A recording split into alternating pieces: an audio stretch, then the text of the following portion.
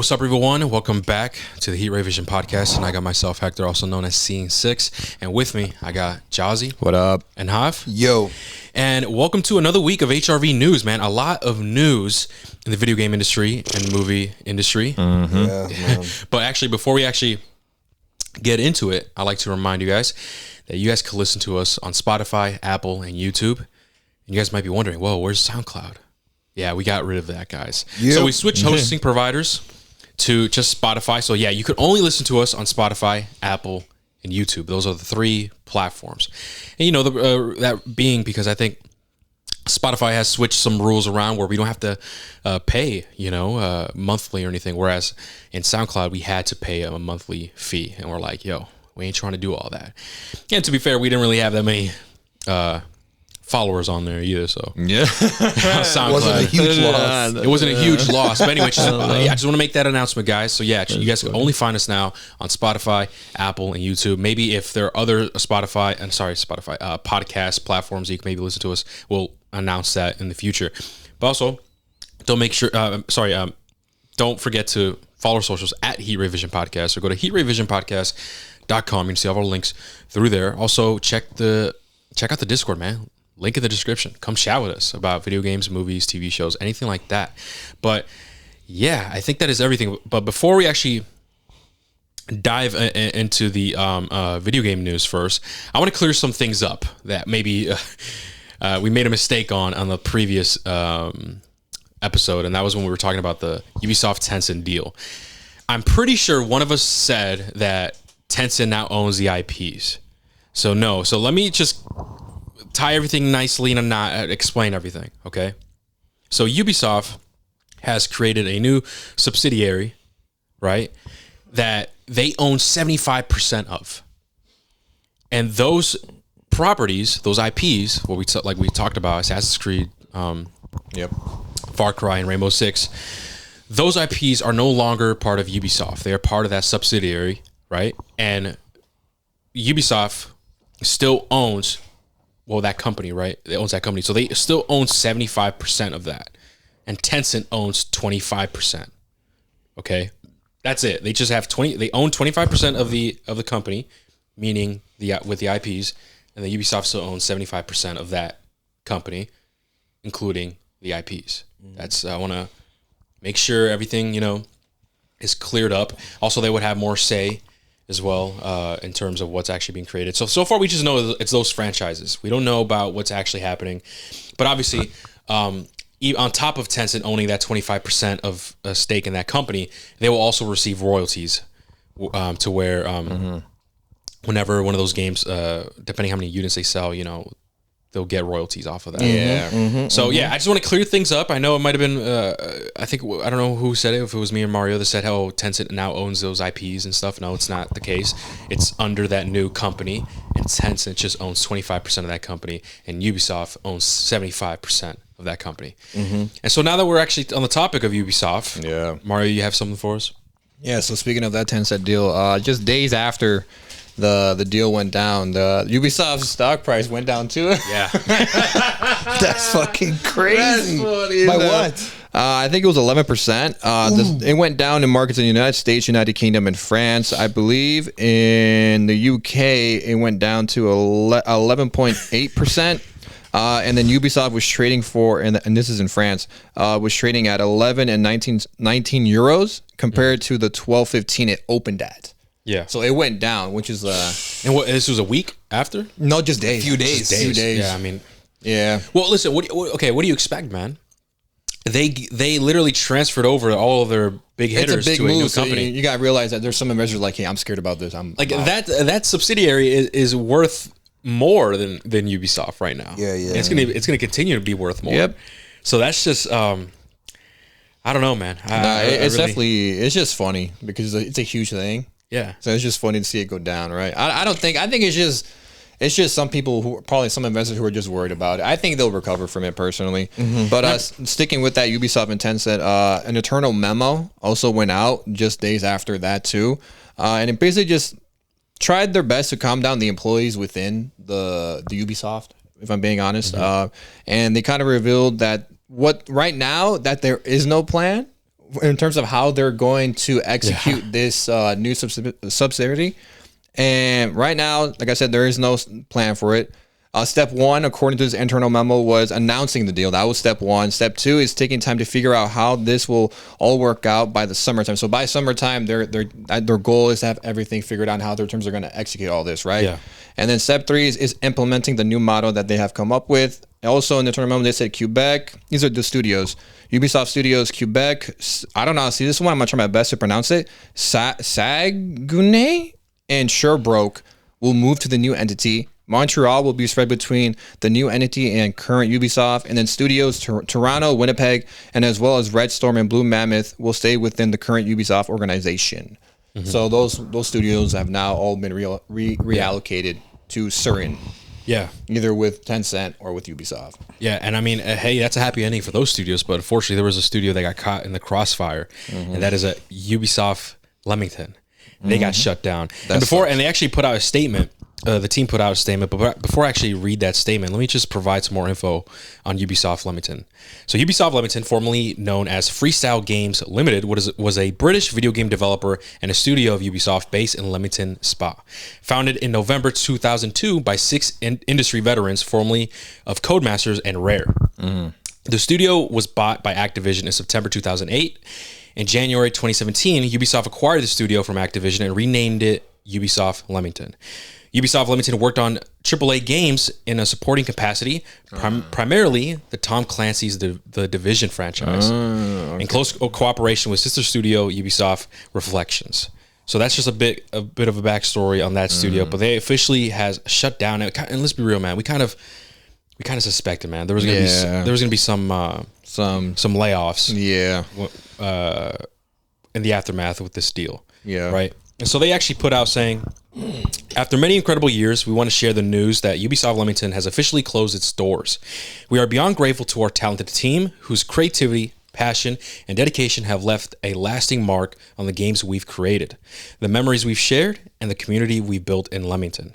As part of this transition, we'll be merging our account with Ubisoft Reflections, where you can continue to stay up to date with the latest news and developments from our UK team. For those of you who are in and around Leamington, you'll still see our remaining team around town and at our local industry events. Thank you for being part of our journey, and we truly appreciate your support. So yeah, man, they're merging with the other studio, but let's be real, man, not all of them are making the cut. Yeah, and it's unfortunate, man. A lot of layoffs, man. But when it comes to Ubisoft, it's nothing new. Yeah, it was kind of expected, man. I mean, dude. And I can't wait when we actually record that Assassin's Creed video, because man, a lot of people worked on the game, and it's like it shows, but in the wrong places, in my opinion. Well, I'll dive deeper. I'll dive deeper when we actually record that. But that is it, at least for Ubisoft related news, right? So now we're going to transition over to Nintendo. Oh my God. It was a very big week. Very big week for the Nintendo fans out there. Yeah, I have a lot to say. And Hav, shout out to Hav, he actually was in the trenches, in the battlefield, gathering the information and everything that has to do with Nintendo. Yeah, so look, in case you're wondering, this is all I have on my notes about the Switch 2. That is a lot. It's a lot of shit, bro. It's a lot. So obviously earlier this week on Wednesday, Nintendo had their long-awaited Nintendo Direct live stream, where we were going to get more info on the Nintendo Switch, which was announced and teased a little bit, I believe like a month ago or something like that, right? Yeah. So now that the Direct is here, the Direct lasted, I think, just about over an hour, just a little bit over, and they announced a bunch of shit. Obviously, they delve deeper into like sort of the features and the specs for the Nintendo Switch 2 itself, but they also threw in a lot of information about upcoming games, both new and old. And so I have all of those as well. So because I have a lot to cover, I'm just kind of going to go in order. So I think the first thing that I would want to go over first are the specs. The specs for the Nintendo Switch 2. So in roughly the order that they announced it in their live stream, the Nintendo Switch 2 will feature a bigger screen at 7.9 inches on the diagonal, while remaining the same thickness as the last Switch. So they didn't make it wider, or they didn't make it thicker. Which, in my opinion, I'm like, damn, they didn't make that shit thicker. That could be alarming for another thing I'm going to mention in a little bit. All right. I think Hector already knows where I'm going with this.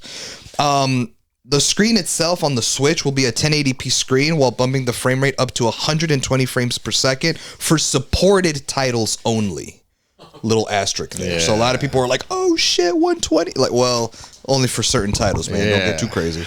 A more vivid LCD screen with HDR10 support. Okay. A new stand allowing gamers to adjust the Switch 2 any way they want. I think we saw it's like that rectangular one, and if you really wanted to, you could lay the Switch all the way down, like almost flat on the table, which I don't know who would be playing the Switch like that. Flat on the table? Yeah, what the fuck? That seems a little weird for Probably me. children, man. Yeah, I was gonna say. Probably. Children sometimes if they're eating, they have their iPad just flat on the table, Yeah, but if the stand is there, wouldn't you want to a little bit more up so it's visible? Yeah, I don't know, man. That's Kids what are weird. There's just different people, man. I don't know, man. But it also is going to feature not one this time like the last Switch, but 2 USB-C ports, one on the top and one on the bottom. So the last Switch had a USB port on the bottom, which is where you would put in the dock to play the games on the TV, but also that's what charged the Switch. Now there's a USB port on the bottom, but also on the top for add-on accessories that you can add on to the Switch, but also for people who want to play while it's charging. The only way you can charge the Switch is by putting it in the dock or connecting it to a charger, but the charger's on the bottom. And so if you put up the stand, the cable, it'll get bent, it just won't work. So now they added a port on the top so you could kick up your Switch with the stand and charge it with the top port while you're gaming on table side. Okay. So that's an interesting, that is an interesting addition. And now we got to the part where I said that the Nintendo Switch 2 remaining the same thickness might be a big concern. And that is because, according to the Nintendo Switch 2 website, an estimated battery life of 2 to 6.5 hours is being reported, which is significantly less than the Switch 1. And that's absolutely asinine. That's bullshit, bro. That's crazy. And here's the thing. Listen, bro. People had to dig for this. Yeah, people had to dig for this, bro. This was posted on their official Japan website, Japanese website. Yes, it was officially on their website. They did not include it in the direct. Yeah, obviously. Yeah. What is this? Why? Says Nintendo noted that these are quote rough estimates. And that quote, not really though. That quote, the battery life will depend on the games you play. The battery life estimate, this is not a quote anymore, but the battery life estimate is the same as the battery life on the launch Switch 1. So the battery life for the Switch 2 is the same as the Switch 1, the OG one, the one that had the blue and red Joy-Cons, right? Yeah. But it's a significant downgrade in battery life from the later versions, which is the Switch Lite, keep in mind, which is the one plastic piece cheaper model, and the Nintendo Switch OLED, which is the more upgraded OLED screen, bigger Switch model. Listen, man, this is just... All right, listen, man. Nintendo is just I'm gonna just say it, man. They're just greedy as fuck right now. Because let's think about this. Ready? Think about this. Nintendo Switch 2, they're dropping with an LCD screen. Yeah. Come on, man. They're cheeky. Cheeky bastards, man. In a couple of years, they're gonna release an OLED Switch 2. Just like they did with the first one. Just like what they did with the first one, right? Yeah. Maybe an improved battery life. Oh, come on, man. Yeah. Let's be honest, man. Yeah. We see at least I see what the fuck they're doing, man. No, yeah. It's absolute greed. This to me, man, what is the reason to upgrade, man? Okay, bigger screen, cool. The other shit that we're gonna get into, to me, it just adds on to that, which I'm gonna save my rant until we get to that point. So there's some other things I disagree with, like the whole digital thing, the digital cartridge bullshit. Yeah. The fuck is going on? I don't agree with that. And then prices. The prices. We'll get into that. I have a lot of thoughts about some of the pricing that they announced. Well, by the way, it wasn't even announced. This was shit that people had to dig for too. Yeah. They released the price of what the Switch is going to cost, but that's not my main concern. It's the cost of the Switch. There's other shit that I'm like, hey man, I don't fuck with that. And we'll get there. But to me, it's like, okay, what's going on here, man? Why is it that the Switch 2 is a big deal? How many years has it been? 8 years? So the Switch 1 came out in 2017. Okay. So it's been that long, right? And you're telling me you're creating a new handheld device that does not support, like, whereas a battery life does not support for the new games that you're putting out for that console, that to me just doesn't make sense. Mm-hmm. You know what I mean? Yeah. If you're going to create this new console that's like, okay, people are going to want to upgrade, right? Then it should have these improvements. To me, so far, that's not enough. That's not enough, man. The only thing that maybe that might be worth, I guess, upgrading, I don't, is the fucking video games, especially that one specific exclusive video game from software. Dustblood or some shit which we'll actually get into later, because I'm sure you have that. Of course I do. So I don't know, man. And then the LCD screen, bro. Like, come on, man. Like, Probably would have made more sense to launch it with the OLED screen, since you introduced OLED in the last one. that's what I'm saying, man. No, They're I see doing what it on they're doing. purpose. They're gonna, bro. In the next 2 years or something, they're gonna called do the a Switch 2 Pro. Switch 2 Pro, yeah, like Switch 2. 10 Pro hours Lite. of battery life minimum. Exactly. It's like, OLED bro, screen. that should have been a feature from the jump. Like, what the fuck are we doing? Oh man. Okay. Anyway. Yeah. So some of the other specs that I have on here are the Joy-Con 2 controllers. So these controllers are obviously different for a variety of reasons. The controllers will now attach to the Switch 2 magnetically and can only be removed by pressing the release buttons on the back. Okay. So that's pretty cool. And I've actually seen some videos of people like doing like the hands-on stuff, and it's actually very intuitive. Do you remember when the first Switch released and they had that issue with the Joy-Cons where like they would take them out and they have to like, you have to slip on the bumpers on the actual controller, and people would put them on the wrong way, so they'd be stuck. Do you remember that? Yeah. It was like a design flaw. No way. And it was completely stuck, and people just could not take it. Like, there's pictures and videos of people posting like their nails bleeding for no joke, for taking it out. I'm not even kidding. We could watch the YouTube. It's a YouTube That's video. fuck. It's actually funny as They fuck. had to have fixed that. No, now. yeah, I'm pretty sure they fixed it. But that was like when the first Switch first when came out. it first launched. Damn. Yeah, it was crazy. Another feature they have on here is that each Joy-Con will be used like a mouse, like a computer mouse. I'm sure we've seen like how like they take the switches and then you put them flat on its surface. You could use it around, like use it as a mouse, which certain Nintendo titles will use the feature in their gameplay. So we've actually seen some demonstrations of certain games that will support the computer mouse feature on the Nintendo Switch Joy-Cons. The SL and SR buttons are now bigger for better comfort. And this is a big deal because sometimes when we play on the Switch, sometimes our friend Everardo would come over with like with his Switch, and sometimes he doesn't have enough controllers for everyone, so we have to play like the Joy-Cons sideways. Yeah. So you guys know how like the Joy-Cons, those buttons on the top, Yeah, they're you know tiny. how like they're tiny, but also like there's one where like one's all the way like in the middle and the other one's like right next to it. You have to really stretch your fingers to like reach those buttons. Well, here those SL and SR buttons are now much bigger for the sake of comfort, which is a W. Fun fact, the SL and SR buttons on the Joy-Cons are made of metal. They're made of metal, and that's the metal that they use as the magnet to attach into the Switch screen. That makes sense. The left and right sticks are now larger. The console will support 3D audio despite the gamers not having a surround sound system. Okay. Wonder how that would work though. Will ship in a 256 gigabyte storage, eight times more than the previous Switch. 200 and what? 60. 56. 256, which is eight It's times. not bad for a Nintendo Switch. That's not bad, but like we don't know how many Gigs these games are, these yeah. games are gonna be. Exactly. The new dock will have 4K and HDR10 support for the TV. Yes. All right. And the dock will have a built-in fan to keep the console cool. All right. Okay. Cool. So those are basically all of the specs for the actual console in and of itself. Another, because I just remember this vividly, man. Like back when it came out, when the first Switch released, the dock also was fucked.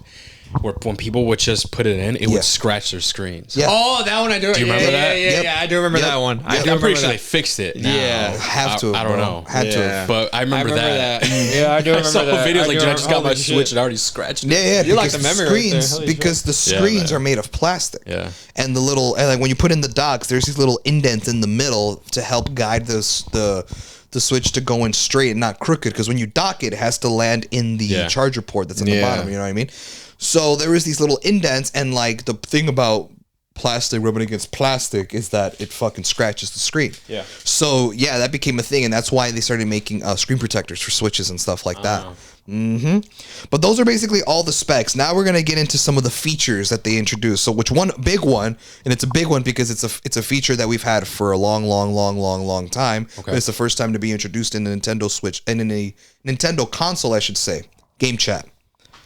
So game chat, the Joy-Con 2 controllers, one of the controllers, I believe it's the right one, will have a new C button. And a lot of people saw that and were like, what's the C for? Capture? Is the C for like, what does it mean, right? So the C will stand for chat, for game chat, which is a feature that has been introduced for the first time on any Nintendo console. And if I had to describe it to you guys, It's just like a party chat. it's basically Discord for Nintendo. Yeah, like All right. It's exactly what it is. PlayStation Party, Xbox Party Chat. So game chat will allow players to obviously get into a party and play together on voice chat and everything like that. But also there is a feature where you can actually share your screen with other gamers. So yeah, you could be playing your own game, and in your party you can actually your friends could share their screens of the games that they're playing.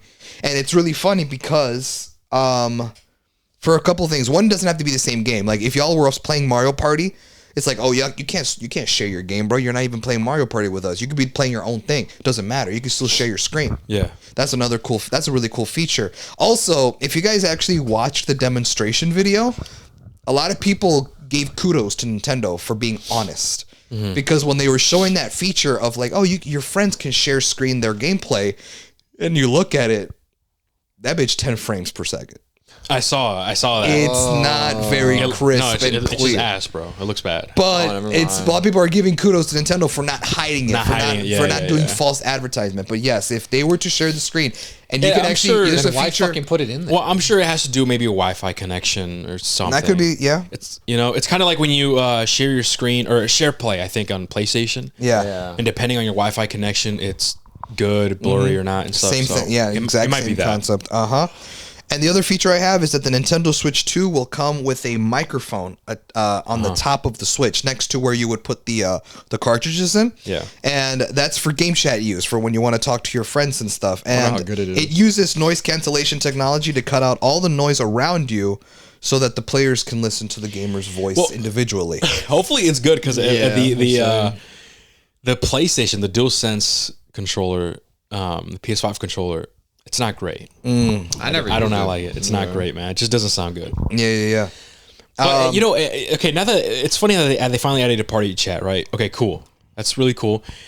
But think about it. How many people actually still use it? Like maybe I Party just chat? Yeah, I like just moved on from it, bro. I don't even use PlayStation Party no more. Xbox Party Chat. Discord is where it's at, man. Everybody be using Discord, and it got to the point where Discord it's always been popping, but now even more so. That PlayStation and Xbox have incorporated Discord on their consoles. Yes. You know what I mean? That's how big it is. Yep. It's funny. Like, hey man, don't use our feature. Use Discord. Fuck it here. I know. They're probably getting some money. They have some deal cut out. Probably. Maybe. Yeah. But it's just really interesting. And I started using Discord as soon as I hopped over to PC, man. Oh, absolutely. Yeah. You have to. Yeah. But even if I play Xbox or PlayStation, like Discord is just easier to use. And the fact that you could use your own external microphone and stuff, like that's just I don't know. It's clutch. It's fire. Anyway. All right, moving on to the next category, I have add-ons. So in the same Direct, they actually announced some of the add-on accessories that you can buy for the Nintendo Switch 2. So they will be launching a Nintendo Switch 2 camera add-on so that you could use it to like record your face as you're doing game chat. Like webcam shit, bro. Which was funny because I was talking to some of my friends at work, like, oh yeah, they apparently announced the camera. Yeah. My friend, who's a big Nintendo fan, he's like another Everardo. He doesn't really game on like Xbox and PlayStation PC. He's more of a Nintendo guy. Nah, I know he's more of a Nintendo guy. He's like another Everardo, right? That's crazy. I'm like, oh yeah, bro. Hey, bro, did you see that they announced in like a new camera thing for like game chat? And he looked at me and he was like, Javi, let's be real, bro. They're not gonna be using it for that. I was like, oh fuck. Now that image is in my head. Nah, that's fucked up. Yeah, bro. Let's be real. It's probably not gonna look good, man. Yeah, it's not. Did you actually see the demonstration? So No. it actually it's like it uses technology to like to have like a green screen effect where it's just a cutout of yourself, but everything else behind you is like the gameplay when you share your gameplay and stuff. And there's also a feature where like if you're playing games like Mario Party and stuff, there's a little avatar that will have your face on it with the camera feature on each of the characters so that it shows your reactions and stuff like that. Yeah. I don't know, it's interesting, but that bitch is $50 $50 for the camera alone, for the camera add-on. Oh yeah. God damn. Do you connect it on top of the Switch? So it'll connect via one of the two USB ports that it comes with on the Switch, would be the top one. Okay, but it sits on this console itself, right? No, You it's gotta- like its own camera with a little tripod, like it's a little stand, and it stays right there. Okay. So like if the Switch was right here, like on your counter, you could just put the camera next to it, and the camera will capture you. Oh, okay. Yeah. $50 For $50. I feel like, why would you want to use that? Like, I don't know. I feel like there's no point. It's just because, like, if you already have, let's say you already have a PC set up, you have a webcam. Yeah. If you really want to do that, hop on Discord, pop up your webcam, and just play your Switch. Like, but I get it, right? The little mini features of have your face on the actual card of the Mario. I mean, I don't know. Very niche. So as I mentioned earlier, 8 times more the storage. So the Nintendo Switch will launch with 256 gigabytes worth of storage. However, they will also support external storage, or like external storage for extra storage for games and stuff like that. But it's been reported that the Nintendo Switch 2 will only support micro SD express cards. For extra storage, and people have already looked, and like there's already listings like on Target and stuff selling those express cards, and they'll actually like say like on the packaging on the box like, oh, for your Nintendo Switch 2. So there's already listings for like express cards and stuff, micro SD express cards for the Nintendo Switch 2, which are going for $60. How much storage is it? I believe the gigabytes is like 200 something, 256 probably. Wait, gigabytes? Gigabytes, something like that, I think. That's crazy. 200. Wait, 200 60 for gigabytes. 200. That's crazy. Wait, I hold thought it on. was like a terabyte. I was like, all right, terabyte. Whoa, hold on, let me check. You want me to? 200 gigabytes, bro, for $60, bro. Get the Pay fuck up, outta boy. Hell no. Pay up. Hell no. No, man. There's no way that's right. Okay, I could probably That's a little as fuck, dude. Okay, so I have on here listings from Best Buy, from SanDisk, from Amazon. Okay, micro SD express cards, 256 gigabytes, $60. 256 gigabytes, $60. 1 terabyte, $140. Wow. 2 terabytes, $180. Okay, we heard enough, Hav. That's absolutely insane. But you have to also remember that, well, yeah, it is a lot of money. I'm not going to downplay that, but also. You're already trying to justify it. No, it's not that I'm trying to justify it. No, it's not that. It's the fact that the Nintendo Switch 2 has to make ports of games that are smaller than what they do on consoles. That's true. So it wouldn't take as much storage. But it okay, is still, what if a new game, they're 50 gigs, bro? yeah, I know. All right, then. What the fuck? You're Yeah, like it's I was gonna say. 200 gigabytes for $60, man, or 256 gigabytes for $60. Nah, man, that's a highway robbery. That's insane, man. That's not fucking worth it, bro, at all. Like you can get for a PS5 or whatever, or PlayStation 4 or whatever. You get an external hard drive, or even for PC, you get 2 terabytes for like $100 or I'm some going to shit. say 100. Something like that. Yeah, we're talking terabytes, my guy, not gigabytes. No fuck. That's Yeah, crazy. I man. got 4 for like, I think almost 200. 4 terabytes. Yeah, Yeah, bro. Yeah. that's fuck. Okay. Yeah, dude. What's next then? The other add-on that they announced is that they will release a new Nintendo Switch 2 Pro controller. So when the Switch came out, they came out with that Pro controller, and this one will come with a Pro controller as well, with 2 buttons on the back, like those like scuff buttons and shit. Yeah. And finally, for the first fucking time in Nintendo Switch history, What? a fucking controller with an audio jack. Oh, that was that's right. That was never Yeah, bro. Remember I told you guys I use a third-party Nintendo Switch controller because it's the only one that has a fucking audio You have jack. to connect the audio jack on the console itself. With, right? Yes, Yeah. but if you're trying But to if play you're on the tr- TV, yeah, exactly, you there can't. is no audio jack to connect to. that So sucks. the Pro controller will 2 for Nintendo Switch 2 Yeah. only will finally have an audio jack, Okay. but that controller goes for $80. Hold on. $80 For the Pro controller. That's more than the PS5, bro. Yeah.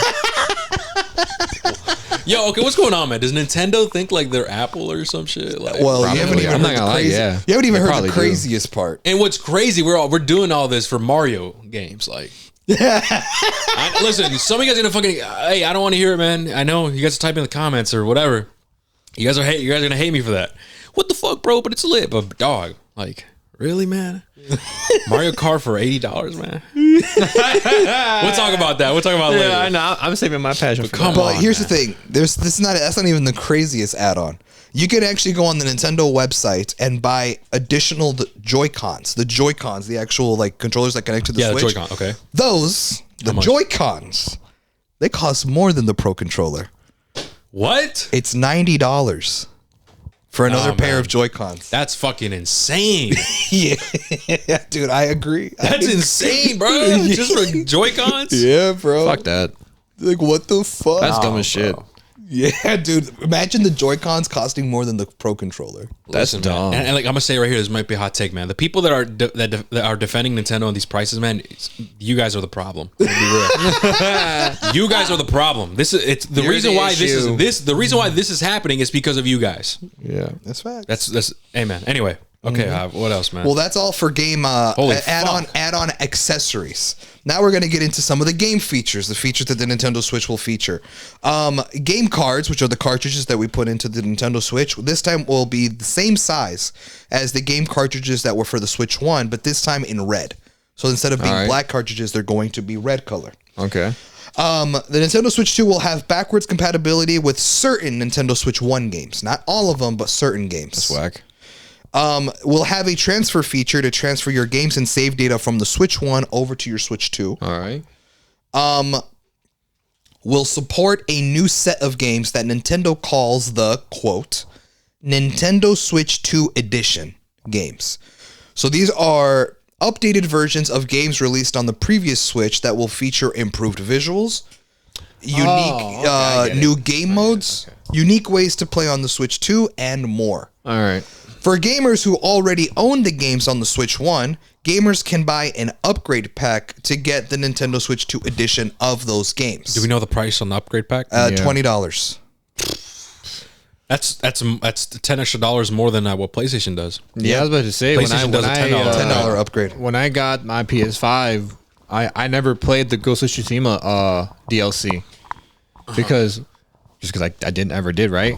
And so I did the PS5 upgrade when I bought it, when I bought the DLC and that shit. Well, it cost me extra because I bought the DLC too. Yeah. But I think the upgrade was already like $10 bucks. I mean, we're yeah. getting Days Gone remastered this month. And the That's upgrade, that's a $10 upgrade. it's insane, bro. So these guys are saying $20. Pay more. Hey, come on, man. Give me 20 extra bucks. Come on, man. Yeah, come on. You can spare 20. You want to play this game? Don't. You already spent 500. Give me 21. Come on. Come on, bro. You don't like your tripod camera, man? $50. Come on, man. You already paid $50. Might as well give me another 20. Another 20. 20 for a game you already own. Hey, man. Yeah, bro. Come on. It's not bad, right? It should really be free, if we're being honest. It should really be free. These upgrades, they should really be free. If we're but gonna I be, get hey, it. in a perfect world, yeah. Hey, if anything, $5, man. Fuck it. Yeah, right? I'm okay with $5. You know, I'm gonna be with real. $10 is like, all right, like it's like okay, it's okay. Yeah, I know. $20 is like okay, nah, Brody. $20, my guy. That's insane. To replay that's a a- game I already beat 3 years ago? That's a Fortnite skin. Yeah, that's a good one too. That's a COD bundle. A good one. Dumbass. That's a good one. Guys, don't buy those, please. No, do not buy them. They're not worth it. But nah, $20 for an upgrade, bro.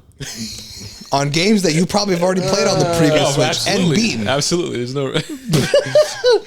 Like, I don't get it. But that is dumb, all for dude. game features. And now we're going to move on to the actual meat of the Nintendo Switch, and that is the games. Yes. So we've gotten there. And the first game I think it's only right that we start off with, because I know we're going to have a lot of thoughts on it, is the new Mario Kart game. Yeah. Which is officially titled Mario Kart World.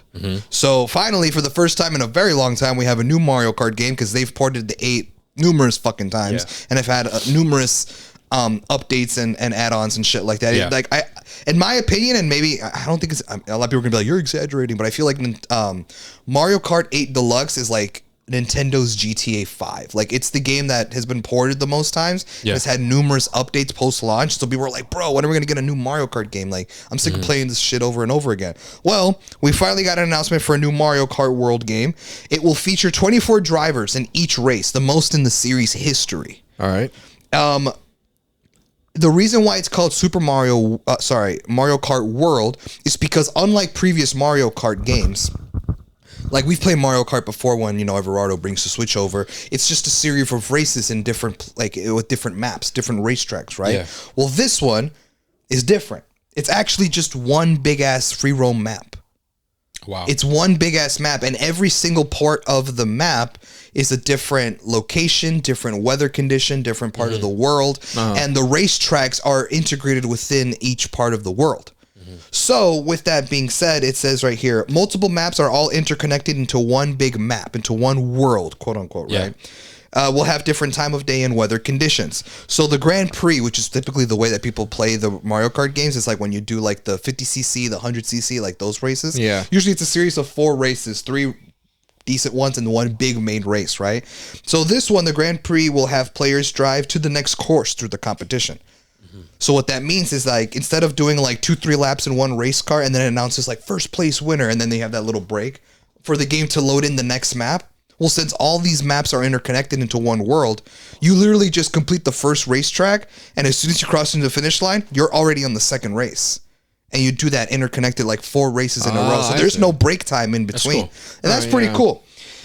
They will also introduce something called the Knockout Tour, which is very much like a Fall Guys type of situation, because it is a nonstop race from one corner of the world to the other. It's literally like if you were driving from that's pretty cool. I won't lie. That's really cool. And throughout the race, there are multiple checkpoints throughout the race. Okay. If players are beneath the placement shown on the screen when they reach the checkpoint, They get they will be eliminated.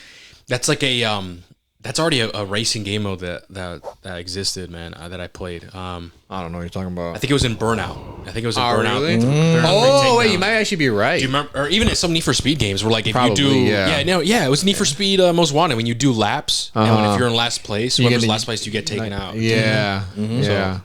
But that's pretty cool though. From one side of the world to the other. Yeah. Okay, I'll give him credit, man. The game seems fun, right?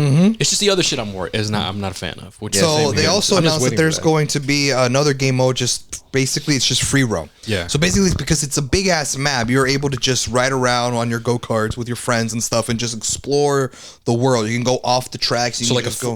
like Forza Horizon, Oh, yeah. Yes. Yeah. like that. Yeah. They forgot It's an that, open world. You could play with your friends, drive around, go into the towns and shit. towns, the terrain off road. Yeah, that's basically what it is. It's basically what it is. The game will support a photo mode. For you to take pictures and stuff. It will be a Nintendo Switch 2 launch title. Yeah, of course. And it's been dug up by people on the internet that allegedly, I don't even know if it's confirmed, supposedly the digital version of Mario Kart World will be priced at $80. Yeah, man. Go fuck yourself, man. That's why I gotta say Nintendo, bro. Like, go fuck yourself, Why my man. parents name me Mario, bro? That's crazy work. Yeah, fuck you, Mario. Yeah, Mario, fuck you, bitch. Listen, $80 fucking man. For the digital version, which a lot For of people digital, man. which Digital. means has prompted a lot of gamers to speculate that the physical copy, because physical copies are worth be more than digital, 90. would be up to $90, and that's for a Mario Kart game. Yeah, go fuck yourself, man. Like, go, There's no way. like There's no way. this is where Nintendo's greed is like, okay, man. Nintendo, ultimate they're just sky greedy as fuck, man. The prices of their games is absolutely absurd. Them being cheeky and having a bullshit battery life and LCD screen when they already introduced OLED, right? Come on, man. We already know what they're doing there. This is just Nintendo's greed, man. Honestly, man, shame on you guys. This is absolutely fucking insane. And it's okay. I want to say a few things as well, because a lot of people think that, the reason why the prices went up is because of Trump and U.S. tariffs. That's not true, man. That's absolutely not true, because the whole tariff situation was announced the same day. I think Switch released the prices for the consoles. Yeah, And they actually postponed the pre-order for the Switch 2 because of the tariffs, meaning that they didn't do the price. The prices was already a thing, man. If we're gonna be completely honest, man, if you've been paying attention to the gaming industry, man, for the past couple of years, many CEOs, man, many people have been talking about doing an increase on their price. Yeah. Many people have been thinking about it. So the price is not because keep in mind the prices of the games is not because of the tariffs. It's absolutely not true. Nintendo already had this bitch locked down before that.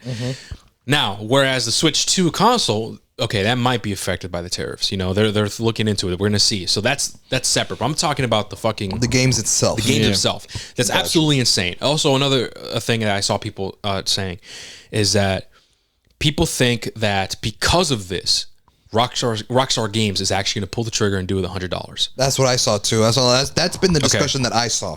I disagree. Okay. I don't think so. I think if Rockstar Games releases GTA 6 for $80 or $80 to $90 or even $100, they were already going to do that. They were not going to be influenced by Nintendo. We're going to be honest. Now, Nintendo doing this, I do believe that it might influence other people, other developer studios and stuff. Ubisoft. Like Ubisoft or EA, whatever. Yeah. Fucking Bethesda, whatever. The big hitters. Yeah. I can see it influencing them, but for Rockstar, absolutely not, man. Rockstar's coming out this year. Everything's ready, locked and loaded. There's no way that in just a couple of months we're gonna be like, oh yeah, we're gonna do it. We're gonna change everything, all of our strategic move, all of the things that we planned. No. Rockstar already has a price in mind, man. Way before Nintendo did. That's just what I think. That's what I agree. 'Cause a lot of people are saying that, oh no, it's confirmed from Rockstar that's going to be $100 because look what happened with Nintendo. I don't think that's the case. Rockstar had a number locked down. We're going to see, and I don't think Rockstar's going to be influenced by this price. Now, I hope that Rockstar, listen, man, because let's be real, man, Rockstar can be greedy too. Yeah. They're greedy fucks. They're shark cards. Okay. Yeah, shark cards and all that shit, right? Bunch of fucking ports, bro. Charging $50 on a Red Dead Redemption PS4 port, right? Holy shit. Yes, bro. They ported Red Dead Redemption on PS4 and they charged $50 for it. That's crazy. That's fucking crazy. $50 for a fucking PS3 game, for a fucking port, bro. Okay? And that was just it was just the story. It didn't include the multiplayer or anything. They didn't revive the multiplayer. It was just a story that's not including DLC either. It's not including Undead Nightmare. Just Red Dead Redemption. So they're greedy fucks as well. That's one thing you have to understand.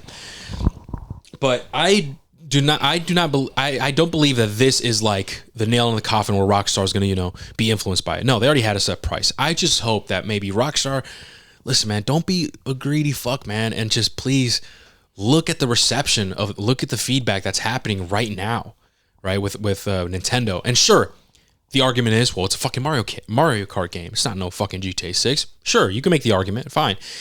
But I still stand what I said in the last podcast. If Rockstar Games makes GTA 6 more affordable, let's say $70, man. Fuck it, just $70.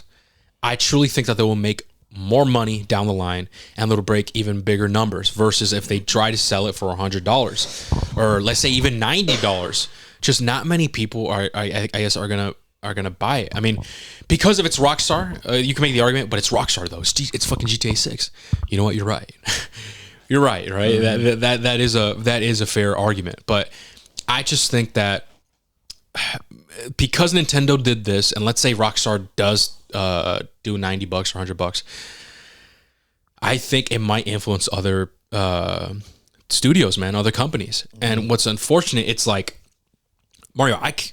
I can't do that, Mario. I cannot spend over $200 on 3 brand new video games for the month. Like, that's actually insane. If anything, I would argue if everybody started doing that price, they know that the average consumer is not going to be able to afford that. They won't be able to buy. So they're going to have to, I think it's going to hinder sales and performance of the games because they're going to have to strategically plan like, okay, we can't release this game and this game. Yeah. We can't release this game and this game on this month because that's already a lot of money for people. No way. The average person, bro, with fucking kids and responsibilities, Mario, is not going to buy 3 $90 games in 1 month, bro. You know what I mean? Like, we don't even have kids and like that, right? And we're not even that fucking dumb, you know? And I just hope people wake up and boycott the fuck out of this and don't buy Nintendo's fucking game, whatever. Obviously, there's gonna be millions that do. Yeah. But I'm just arguing that those people are the problem, man. Because at the end of the day, companies do not make the market. They meet it. At the end of the day, consumers will always shape the market by demand and spending. Mm-hmm. That's just the truth, right? Mm-hmm. Look what happened with Xbox back in 2014, right? They had to come up with a new strategy and revise their prices because of the backlash, because people were like, yeah, we're not buying this. And then it hindered them deeply, bro. Now look at them. Now they're trying to look what happened. Now they're just want to be a streaming thing, man. Yeah. Look, well, they're in a weird spot right now, you know?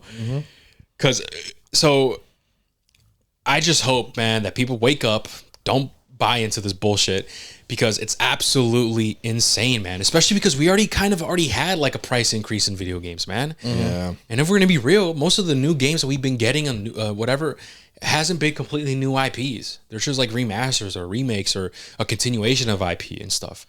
And in terms for like PS5 exclusives, they're not that. There's not many, right? Yep. And when people say, "Oh, what about like God of War or whatever?" Well, no, I don't know. Actually, didn't God of War Ragnarok come out on PS4 too? Yeah. So yeah, I don't count that. I'm talking exclusives that came out. That's just for fucking next gen console. I don't count the games that they do a fucking PS4 version and a PS5. That doesn't count to me. At that point, that's not a PS5 exclusive. It doesn't matter if the game is fucking new and banging. You know what I mean? That doesn't count. So it's just really frustrating, man, that like we're getting to this point where the greed is just consuming big companies, man, especially fucking Nintendo. It's like, what are we doing? I don't know. That's just my thoughts. What do you guys think? No, I agree. I think it's going to definitely hinder the gaming market if they were to increase the prices, especially with what we're hearing about now. It would definitely turn off a lot of people on buying games and stuff like that. And the market's just going to it's going to go down. I agree. What about you, Mario? Listen, man. I went on a crazy rant. Go ahead, rant. I think he's part of the problem, too. I think he's going to ease us into it. Listen, man. If this shit really does happen, goes to like 90, man, even fucking 80, bro, I might just drop it all. I'm going to stop gaming. Fuck it. Because I already spent a lot on video games. Honestly, within a year. Imagine if I were to double that. Yeah, man, dude, bro, it's just not sustainable, man. It's gonna affect numbers of copies sold in a video game. So you know how like AC Shadows recently just know they cracked I don't know how many copies already. Yeah, or they're one of the best selling games. Like imagine that number, but like halved. Because even though people are, it's a hot topic, whatever, people aren't gonna buy it because like, bro, I'm not gonna spend $100 on AC Shadows. Like, just imagine, bro, imagine paying $90, $80 to $90 for Battlefield 2042 at launch. That's what I'm saying. You know what I mean? It's like, why? No, dude, I just don't understand it, bro. And the fact that they're charging more for. They're charging that high just for a digital copy, and then the physical, understandably so. Why it's charged higher, but dog, not $90 for Mario Kart, worth it, man. It's not. It makes me ashamed of my name, bro. Like, I don't subscribe. Okay, did you ask your Nintendo friend? Because I asked Everardo. Like privately. All right, bet about the price on the Mario Kart? On the game. I asked him too. he didn't really fuck with it. But he was like, nah, man, I don't fuck with it, but it is Mario Kart, man. Like, I actually want to play it. That's what he told me too. Yeah. I'm like, dude, come on. There's no way this is your GTA 6, my guy. You know what I mean? Like, yeah. And I don't know, man. It just doesn't make sense to me, man. It's terrible. And I actually tweeted this, or I don't know what, I made a post on X. I don't know what to say it now, right? This was on January 1st, and this is like with a whole rumor of, how the game industry kind of hopes that GTA releases to $100 so that they could, they could do that.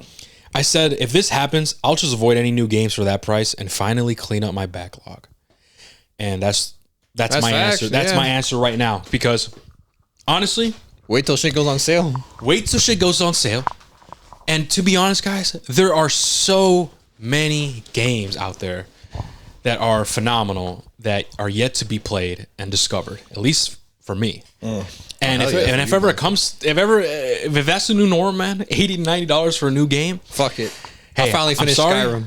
For it's like, you know, it's like, fine, you know, sorry, man, I'm not gonna do it, man. I'm not gonna feed into this fucking bullshit. I'm just gonna go ahead and play a fucking PS3 game. That just fucks me over, bro, in terms of what I do. It's just a lot of money, man. And now, okay, some people are speculating. Okay, well, listen, what if it's just certain games? Even what then, if it's just Mario, like certain games, big games that are $90? Not, it's not the new norm. It's just certain games, and then other games are, you know, 70 or maybe even 50. Like there's some games that are still $50. I think Atomfall was $50. Which to me, I'm like, all right, that's fine, man. Atomfall's a AA game, solid game, $50. That's not terrible. It's also on Game Pass, so hey, cool. But I don't know. What do you guys think about that? Would you guys be comfortable with certain games being that price? Nah, fuck that. I would hate that, man. Nah, hell no. No, I wouldn't either, man. It's dumb. I wouldn't fuck with that either. And a lot of people are justifying these prices, man. A lot of Nintendo fanboys. You guys are part of the fucking problem. Like, have some fucking respect for yourself. And the thing is, the argument is like, well, listen, bro, if you're broke, just say that. If you can't afford your hobby, then clearly you have bigger problems. Oh, no. Bro, imagine 3 big AAA games coming out in 1 month that are $80 and $90. That's over $200, like $240 alone in 1 month on video games, my guy. That's like absurd, man. Like $70 range is already pushing it, man. When I bought AC fucking Shadows for $70 and I was playing it, I'm like, damn, I regret this shit. I'm like, this bitch not $70, bro. What the hell am I doing here, man? Yep. I think I feel sometimes when I buy a game, I'm just like, man, this shit. Yeah, you know, it's like it's not fucking, it's not worth it. And it's not that, guys. It's the fact that, like, it just doesn't make sense because the average consumer, man, the average person is not going to do that. It's not like they can't afford it. It's just they have other fucking responsibilities. You know? It's like, it's a pride thing. It's like, I'm not spending $100 on a fucking video game. Exactly. A normal version of a game. When there's so many games out there that are phenomenal that you could just play for way cheaper than that, man. Or to be honest, man, because of this, I truly believe that this is going to push people more to PC, man, and Steam. Oh yeah, Steam, bro. You could find a bunch of games on there for cheap, bro.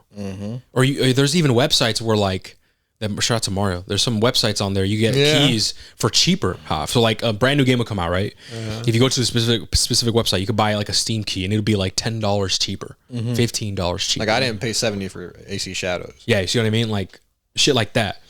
And only people that are on PC and on Steam can actually use that. It works on other launchers too, not just Steam. Well, you know what I mean? Well, PC motherfuckers. Yeah. PC motherfuckers can actually benefit from this. Whereas console motherfuckers, you're fucked, buddy. Pay up or wait till Black Friday or wait till your grandma gives it for you for Christmas. Yeah. You know? So because of this, it could shift people. Be like, you know what, fuck it, man. I'm just go to fucking PC, man. I could buy cheaper games from there. You should already, man. You know? And it's definitely going to hurt people like me who like to collect physical copies because it's like, man, there's no point, man. Is it really worth it? Is it really worth paying $90 for a physical copy of Mario Kart World? Is it? No, man. Fuck that. It's not worth it, dude. Point is, man. What's in there that justifies like fucking $90? I get the new shit that they're doing. Cool. First time. It's cool, but it's like for $90. No, it's not. Hell no. Nah. For $90, I better be clapping Peach's Peach, motherfucker. That's what you talking about. What? Nah, that shit's fucking. It's just dumb. I'll be able to clap Peach's Peach, bro. What are you talking about? Look at how. Look at how. Anyway, some people have been saying, you know, typical jokes like, "Hey man, I better get my." Ayo, okay. Anyway, we're getting too explicit. Point is, you know, it's just a joke, guys. Relax. It's just dumb, man. Yeah, man. I don't know. It's insane. But I think we pretty much covered. At least, I mean, for me, I mean, I kind of.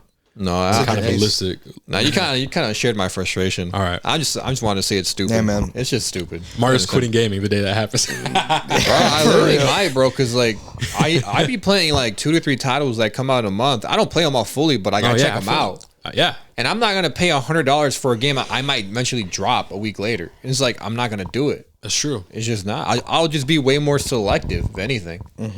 Absolutely. It's just got on his screwed. Absolutely. So what's next, Huff? Well, I have a bunch of more games that were introduced breeze through during those. the Nintendo Direct, and this is another game that There's they one I'm excited announced. This game right here, it got announced, and it's going to play on to the frustration of Nintendo's greed. This is another one because they introduced a game, they announced a new game for the Nintendo Switch 2 only called the Nintendo Switch 2 Welcome Tour. So it is a interactive exhibit game that teaches you all about your new console, its features, and what it does. It is very similar to Astro's Playroom that launched on the PlayStation 5, where it kind of taught you all the different features on the new DualSense controller, the haptics, the adaptive triggers, all that stuff. But whereas Astro's Playroom was like a platform. was a free game, already installed game on the PlayStation 5. Yeah. Welcome Tour will be a paid digital launch title. How much is it? I don't know, but it's going to be paid. So Wait, it's a platformer? Sort of. it's like an introduction, kind of like Astro's Playroom. You know what I mean? That's what he said. Yeah. Yeah. Right. But you have to pay for it. Yeah. And that's what's like. I'm like, but it's. I said platform. Like it's like it's a game though, right? I got That's what you. I'm saying. It's a game. It's a game. I can show you some gameplay, and it does not look like a 3D platformer. It does not look like Astro. Yeah, I gotta see gameplay, bro. Is it I gotta like- see gameplay, and then I want to find out how much it costs. I don't know how much it costs. I don't believe there was a price attached to it. I know. I'm just saying, like, I But can't wait to this is find what out. the game will look like. I don't know if you guys want to get in closer. Let me see this hoe. Look, it's gonna look like this. So you're playing as a small ass person on a big ass Nintendo Switch 2, and you basically go through the entire console and you start to learn about its features and stuff. And this like is that. the game. It's But you have just- to pay for it. That's okay. So I have to pay money. I have to pay extra Just to fucking walk money around? just to learn how to use my fucking device. Yes. Like, and look at it, and this is not even close to Astro's Playrooms. It's not. worthy. Yeah, Like, bro. this is bullshit, man. Fuck That you, should Nintendo. be What that should is be this? free, bro. That's what a lot of people are saying. Dude, that's fucking dumb. That's what a lot of people That are is, saying. dude. If that shit's fucking 80, oh my god. Hey guys, we just have a new. Bruh. Hey, you have a new Nintendo Switch. Let us help you. Here's this cool interactive thing where you can walk around in a 3D you can model learn. of your device, and have it for free. No, it's like guys, Just 50 pay bu- 50 $25 to access it, dude. Oh my, and you'll learn how to. dude, you'll be an expert of your new Switch. dumb.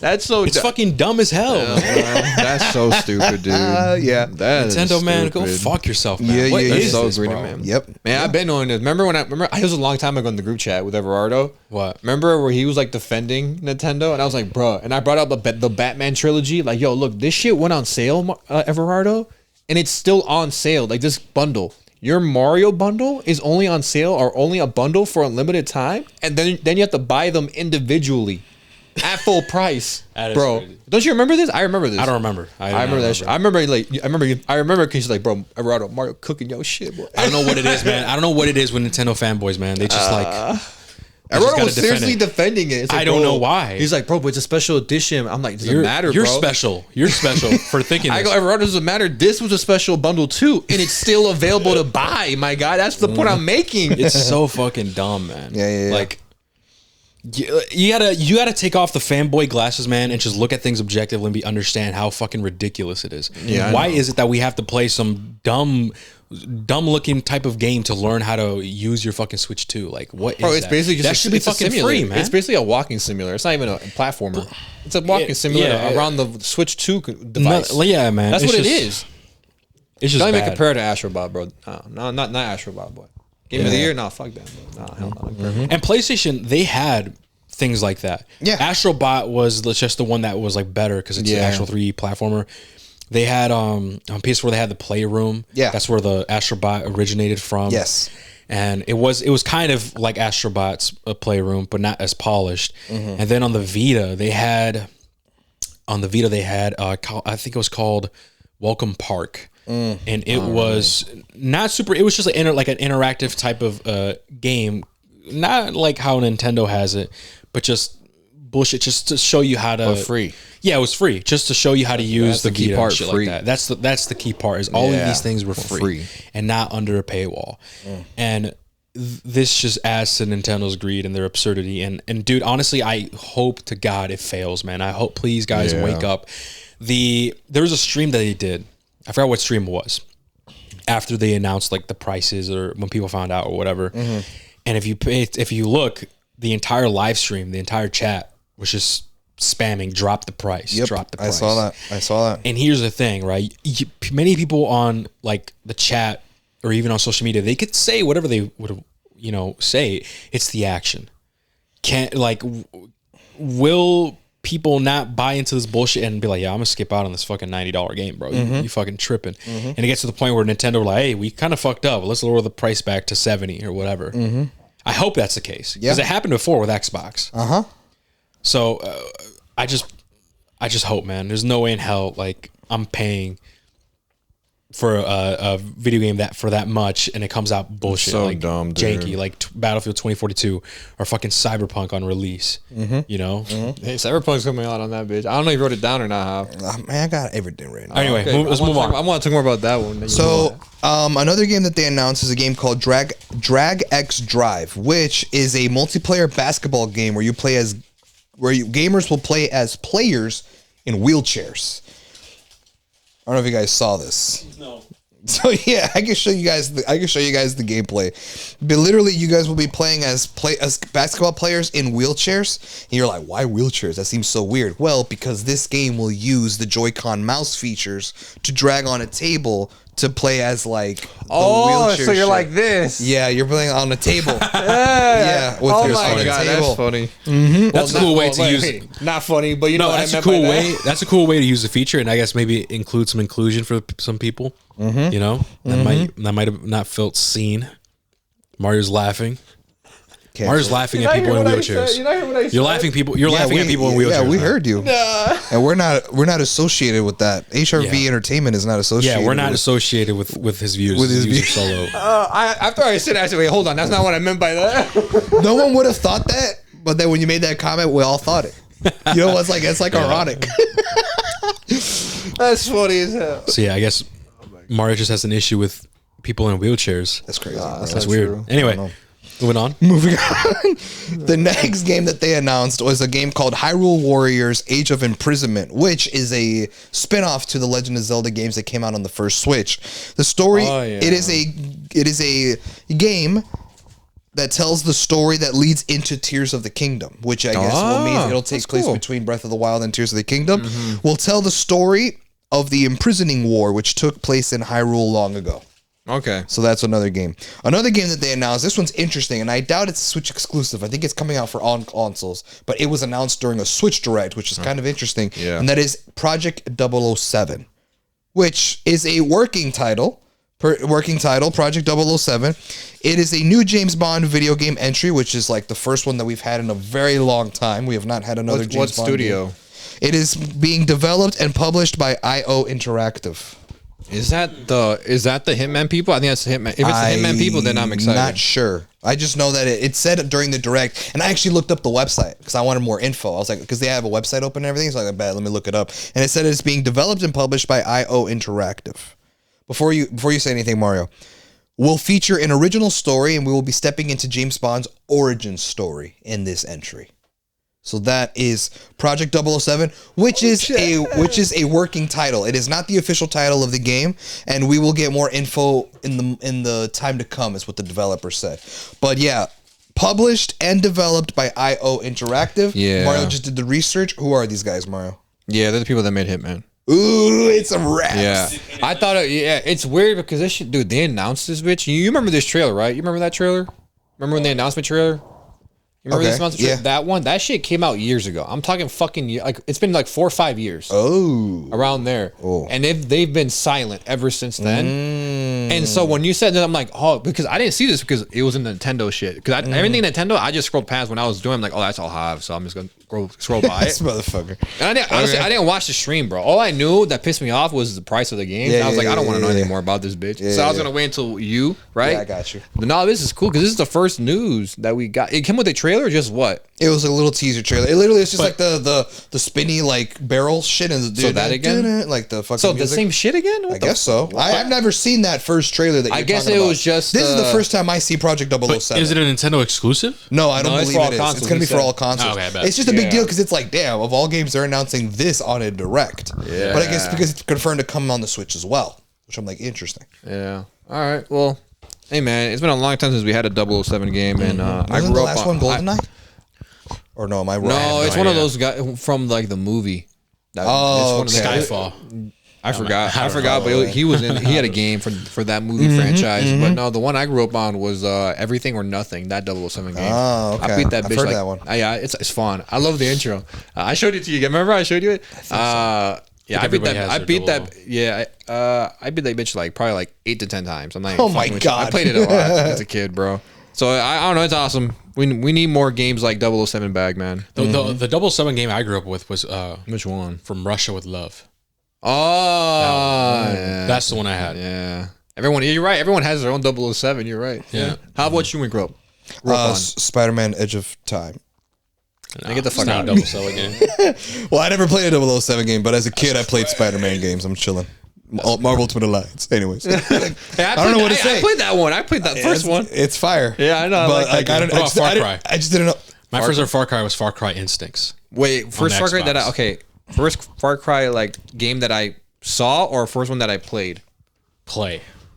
and then it was Far Cry 5. Damn. I grew up, and I saw playthroughs of 3 and 4. Far Cry 5. That's You gotta kind of remember, recent, bro. Like my parents weren't buying me games. right. Facts. So once I had money, the Far No, Cry 5 came out. And that's Well, when I first the played. only- And then like, 6. I would get pre-owned games, and I got that Far Cry Instincts game back when we had. Do you remember? It was not GameStop. It was the other one, like the Crazy Games. Remember that? I'm trying to remember. It was by like the Chili's and shit. No, I don't remember, bro. Or but yeah, it was by the Chili's. Remember that plaza? It was like by Germanos. Like that plaza. There was what? It was called Crazy Games or something. Yeah, I never went there. Dang, I don't know about no Crazy Games. No, bro. It was like a competitor with GameStop. Yeah. Yeah, it was right there, bro. We're a kid, bro. We were kids. Oh, then that's why I don't. Yeah, we were remember. kids. The only We're like games I would get outside of GameStop was Blockbuster. we're like elementary, bro. We're like 4th grade, maybe. Yeah, that's why. Yeah, I don't 3rd, 4th remember. grade type My shit. parents probably didn't even know that bitch existed. That's crazy, man. Anyway, that's where I got Far Cry Instincts. Anyway, The next game that they announced is a very big deal for Nintendo gamers, yeah, and I I know. should probably text Everardo. I probably should have asked him, like, "Hey, man, is this really a big deal?" And that is Kirby Air Riders. oh, I did not see that. Yeah, so Kirby Air Riders, it is a Kirby racing game, and it is actually the sequel to the game Kirby Air Ride, which is the only game that ever came out. Like the one only Kirby Air Ride game that came out, and that was from like 22 years ago. I believe that was GameCube era. And Damn. it was a racing game. It's basically kind of like, in a sense, Mario Kart, but like with the Kirby characters. And it's more like, they don't ride carts, bro. They fly. So it's more like Sonic Riders. Remember that? That's what I game? was thinking. I was thinking of Sonic. I'm like, yeah, Yeah, that it's sounds like literally- Sonic Riders. It is. It's like the gameplay looks very What much if they did a like remake? that. Dude, I'm buying that shit, bro. That's $100 for me. Dumbass. Dumbass. No, That's what I'm I kidding. said. I'm kidding. But I would buy that shit. If it came with a replica of a board. Dude, that'd be fucking imagine. That'd like be the fucking collector's lit, bro. And so yeah, Kirby Air Riders is a Kirby racing game. It is the first sequel. It is the sequel to Kirby Air Ride, which came out over 20 years ago, and this is actually the game that's being directed by Masahiro Sakurai, which is the game director who is primarily known for making the Smash games. Okay. So actually, it's kind of funny because a lot of people in the Nintendo fandom were making jokes like, "Bro, Sakurai is not going to make another Smash game for the new Switch because he's too busy making the new Air Rider sequel because he made Air Ride 1, the 1st one, and that was said as a joke." And now we got an official announcement for a second one, and no one saw this shit fucking coming. They were like, "What the fuck? They're actually making it? What the hell?" So it was a pretty big deal. The last big game that they announced is a new 3D platform game from the Mario world, but it's not Mario game. Fuck! I was so mad, bro. I was really hoping this would be the live stream where we would get an announcement for a new 3D platform Mario game, but it's not. It is Donkey Kong Bonanza. I think I did see that. So yeah, it is basically a 3D action platformer, just like Astrobot, just like Mario Odyssey and all those other games. Set to release July 17th, 2025. Cool. And for some reason, a lot of people are saying that Donkey Kong Bonanza is secretly Super Mario Odyssey 2. But I didn't look into why. But people are saying probably just because it's another platformer, just because, I don't know. Looks fun. I mean, I'm big on platformers. I like Mario Odyssey. I liked Astrobot and all those games. So I'll probably check it out if I You said hypothetically... last pod that you would get the Switch 2 if the Came with a new Mario title. if it came with a new Mario title. Mm-hmm. Mario Kart World. Well, I was talking open world. I was talking like the 3D platformer one. That's what I was talking But about. it's Like, one whole world though. Yeah. Immersive. what, the Mario Kart game? Yeah. It's so yeah. Oh yeah, no, definitely. Mario Kart looks very interesting because it's not like the other. It's not like the other Mario Kart games, bro. So you to wouldn't be get it. honest. So you're not getting it? I'm assuming then. The Mario Karts? No, No, the Switch. The Switch? Nah, man. It's the launch title. Man. No, I'm waiting for the Mario 3 platformer game. So once that game comes out, the next Mario 3D platformer, you'll get the Switch too. TBD, depending on whether they're gonna switch that fucking $80 price tag or not. All right. Fair enough. All right. That's Right, where go I'm on. at. Okay, that is all for original games that are coming out for the Switch 2. So in this next category are games that were launched on the Nintendo Switch 1 but are getting that upgrade pack. Wait, Oh. So for this the is original games? Are you sure? Didn't we miss one? Those are Switch 2 originals, like only coming on the Switch 2. Oh, so the one that were from Software. That's from two. I think that's for no. I think that's 1 and coming- 2? Yeah, I think so. Wait, what? Because that's what he's saying. If it's not on that list, then yeah, Start over. The the From software game. That's going to be for all consoles, I believe. Really? I thought it was. I thought it was a Switch I exclusive. thought it was a Switch exclusive. Is too. it? I Yeah. could have sworn that it was. I thought it was a Switch exclusive. Yeah, I thought when he said that, when he didn't mention it, I'm like, damn, it's coming out for the Switch 1. Oh, it is. It is an Switch 2 exclusive though, right? for the Switch. Gotta be. Switch 2. Yeah. Okay. So No, From it is Hey, Software- girl. Let's talk exclusive. about that. People. Okay, I'll take it from here. New From Software game. Yeah. A lot of people were hyped. They thought, oh my god, it looks a lot like Bloodborne. People were saying, oh my god, Bloodborne Yep. sequel. They're teasing us. What the fuck? Yeah, yeah. So a lot of people were hyped about that. I mean, I looked at it. It looks cool. It does look like Bloodborne, but it's From Software. You know. Yeah. And a Switch 2 exclusive. Oh, That's a W. I'm not gonna lie, but Hey, I ain't buying a Switch 2 for it though. yeah, no, definitely Called not. the Dusk Bloods. Dust Blood. Dust Blood. There you go. Yeah, no, definitely not. I'm not. I wish it was like on all consoles. That way I could play it, but no. You think there's like a From Whatever. Software like fanboy out there who's gonna buy a Switch just to play that game? Just that game. Probably. Dude, yeah, there Absolutely. probably is. Yeah. They got money? Yeah, absolutely. If they got money, I got yeah. money. They got hella that's fucking great. money, no responsibilities type shit. My fault. So my mistake was that those were games that made by Nintendo. Okay. Oh, That's why. Okay. Those are games that were made by Nintendo. okay.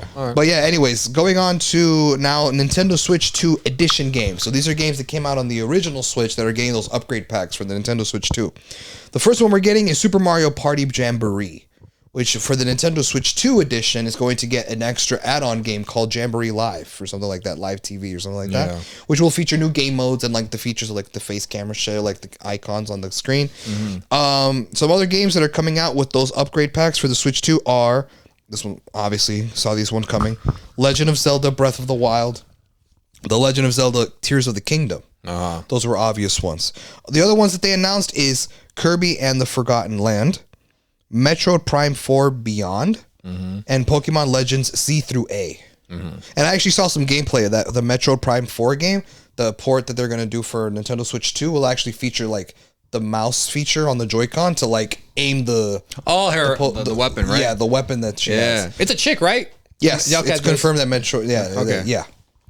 And that's it for Nintendo Switch 2 edition games. Those are the ones that they announced in the Direct. And now I have a list of games that are not Switch exclusives that are reported to be supported on the Switch 2. All right. So these games, and I think I have them roughly in the order that it was announced. The first big one that I never would have thought would ever come to the Switch, Elden Ring. Yeah. Elden Ring will be supported on the Nintendo Switch 2 with a that's version gonna run. called the Tarnished Edition. So Elden Ring was the first game to get announced in the Direct that will be supported on the Switch on the Nintendo Switch 2, along with Hades 2, All right, makes sense. Yeah. W. Street Fighter 6, Okay. Nice. Daemon X Machina Titanic Scion, Split Fiction, Okay. EA Sports FC. Fuck them. All right, cool. EA Sports Madden NFL, Fuck them. sure. Hogwarts Legacy, All right, W. Tony Hawk's Pro Skater 3 and 4, Nice. Hitman World of Assassination, Nice. Bravely Default Flying Fairy HD I don't know Remaster. what the fuck that is. I really don't. I don't That's a know. Hector game. Dumbass. Facts. Brat's World Wonder for Mario. Brad's World. That's funny. Brat's World That's Wonder. a deep cut, bro. That's fucking crazy. My sister was into that shit. Yakuza 0 Director's Cut. Nice. Deltarune Chapters 3 and 4. Borderlands 4. Cool. Oh, that one surprised me. Civilization 7, That makes sense. Okay. WWE 2K, NBA 2K, Fuck them. Okay. Survival Kids, Never heard of it. Enter That's the like, and Mario's he's the villain in that game. What the it's like Far Cry but for kids. Yeah, it's Mario's the villain. So what was it called? Survival Kids? Yeah. I was thinking of like kids are running away and hiding from. No, I know what you mean. my Yeah. Because they're on an island. The game's about like the big straight island, and like he's the villain. It's Far Cry for kids. Oh yeah, I get it. Hell no. It's funny. Say something, Mario. Defend yourself. What? He's like, this one is true though. What can I say? Just be like, you're a bitch, man. Anyway, That's why I said. So you guys are bitches. We were to hear you. moving on. The next few games I have on here: Enter the Gungeon 2. It's also gonna Enter be the another game. Gungeon. The Gungeon, bro. Yeah, I don't know. It's probably some dude follow me. You literally walk in a dungeon and it's just full of guns. Like, Yeah. that's what I'm thinking. I guess, bro. I don't know. Welcome to. I call this the Gungeon, and it's you're like so John clever. Wick, like a bunch of guns everywhere. The character's like, "Oh, you're so clever, aren't you?" That's funny. The next game I have on here is a game called Star Seeker. I haven't heard of it. I've not heard of that either. Cyberpunk 2077 Ultimate Edition. Hey, buy that shit. Only to play it for 2 hours. Yeah, I'm gonna just buy Buy it. it, Just play it on for the 2 Switch. hours. Yeah, buy it. Wait, hold on. Buy it and just play it for 2 hours because of how demanding. the battery it's going Yeah, drain on battery this going to drain it. That's why I said it. The battery won't die. Final Fantasy 7 Remake Intergrade. Oh, okay. Marvel Cosmic Invasion, which is the new beat 'em up game that got announced not too long ago. yeah. That game looks cool, bro. Star Wars Outlaws. Okay. What? All right. Yeah. W game. Dope, man. I just wanted Mario to react. Best Star Wars game. Yeah, right. Fortnite. We won Fortnite. Yep. And then W. the last game I had on here was the Dust Bloods because it was the last Okay. game that they announced. It was supposed to be third party. Yeah. It's not made from Nintendo, but like you guys mentioned, it's Yeah. a Nintendo Switch exclusive, which we already gave our thoughts about that. And it's funny because if you guys go on like YouTube and watch like people's reactions to the stream, Yeah. everyone thought it was Bloodborne. Yeah. So I just like I thought that was interesting. Okay, moving on to another category I have on here, and that is updates to Nintendo Switch Online. So just like how Xbox has like the online shit, PlayStation Plus has, so they have a thing called Nintendo Switch Online, which really cool. Only like $20 for the year. I don't know if you guys knew that. Oh. It's very cheap for the year, bro. So Nintendo Switch Online is the service that they provide for you to play online multiplayer with your friends and stuff like that, right? So Nintendo Switch Online will be supported on the Switch 2, obviously. And I don't know if you guys knew this, but when you buy Nintendo Switch Online, you actually also get access to these games, like these classics, the classics things, where you could actually download an app like the NES, the SNES, the Game Boy Color. Like it basically, you're able to download these games that will come with Nintendo Switch ports of classics from that generation. Yeah. And it's cool. It's a cool way for people to go back and play older games from those older Nintendo consoles, right?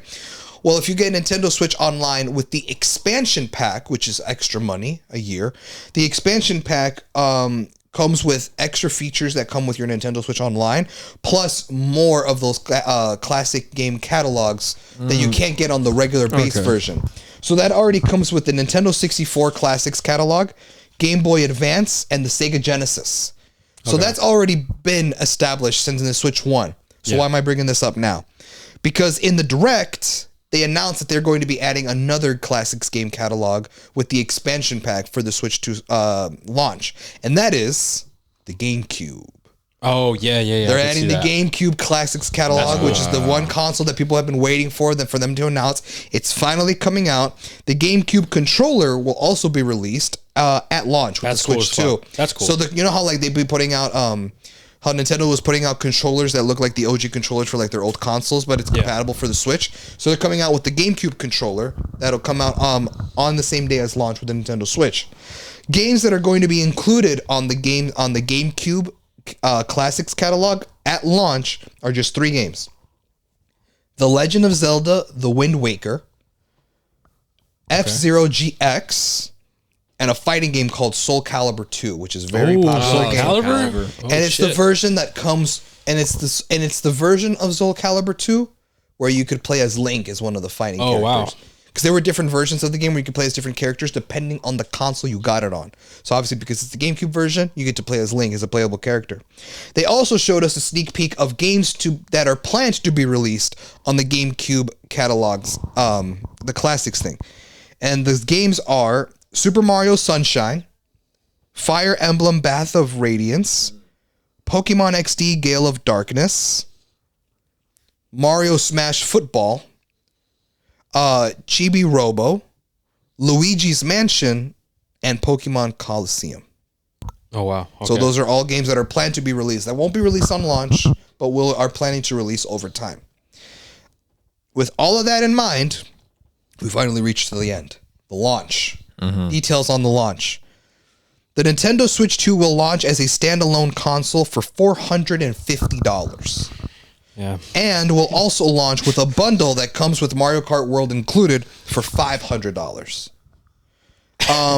The consoles are set to launch on June 5th with pre-orders that were set to start on April 9th. But, and this was news that broke out I think yesterday or this morning, Nintendo has delayed Switch 2 pre-orders because of the Trump tariffs. Yeah.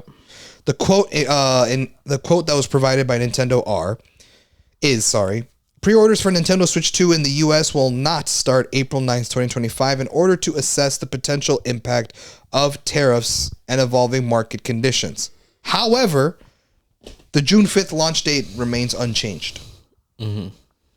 That is crazy. Is all the info I have on the Switch 2. And the fact that it costs the same as the PS5, that's kind of insane. Yeah. I think you could probably get a Steam Deck for cheaper. I know. Probably around the same. So right? after this came out, so I always kept seeing tweets like, "Damn!" After seeing that Nintendo Direct, I'm so grateful for my Steam Deck. Oh. Yeah.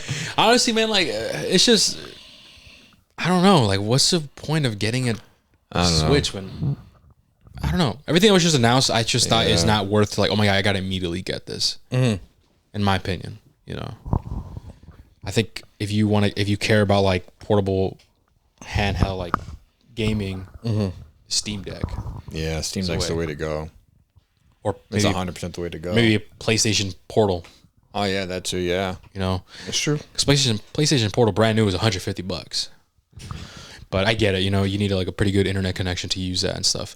But okay, with that being said, I mean, would you guys buy this? no. No? Cool. I mean, Mario makes sense because he's not really big on Nintendo. This is more of an Everardo sort of console. He's buying this shit no matter what it costs, bro. That's crazy. I probably see myself buying the Switch 2. Probably not at launch. Like I said, I want to wait for that Mario game to come out and see if it's actually worth it and stuff like that. I want to see if they're going to change the game prices, but also because it's not a console that I'm like super urgent to buy as soon as possible. I wouldn't mind waiting on it, waiting as long as it whatever it might take. You know what I mean? Yeah. I also probably wouldn't mind if the console comes out on sale. Or if, like I said, in a year or two, if they announce a new upgraded version, the Pro, the OLED version, or whatever of the Switch 2, probably wait for that. But yeah, it's not really a console that I plan to get as soon as possible. What I want to get one, sure. I just need to see if there's enough games in the Switch 2 catalog to justify playing it. You know what I mean? As of right now, it's too early. I mean, few launch titles that seem kind of fun, way overpriced in my opinion. So that's why I would rather wait on it for now. Yeah. Okay. Well, let us know what you guys think in the comments down below about the whole Nintendo Switch 2 situation, guys. But yeah, moving on. Mario, do you have... Oh, shit. I forgot about it. Oh. I forgot about my part. Yeah. That's funny. He thought... I thought that was it. No, man, you got your shit. All right, bet. I also have some other gaming news on here, but I'm pretty sure Mario has included it. So I won't say anything unless he does not bring it up, but I'll let you take it from here, Mario. All right. So for my shit, the first thing I have here is that RuneScape, they announced a new entry into the world. It's called RuneScape Dragon Wilds, and basically, guys, this is a Hector game where basically it's cooperative. You can build, you learn how to survive in the wild, all set in the RuneScape universe, though. So that's why it's a big deal. I don't know if you guys saw it in the announcement for it or not. Y'all know did what not. RuneScape is, right? I did not. Yes. Yeah. Okay. That game's yeah, I old, was bro. say it's an old ass game. It's still popping. There's still a course it hardcore is. fan It's base fucking with crazy. it, and so the fact that they're finally getting a new game, especially like because it's vastly different. It's not like RuneScape, obviously. It's like I think from the trailer, I think it was like third person. There's gonna be dragons involved in this shit. There's gonna be familiar. Like I said, it's in the same universe, so there's gonna be like familiar animals within it. So Hector, this might be for you, man. I know you like those type of games.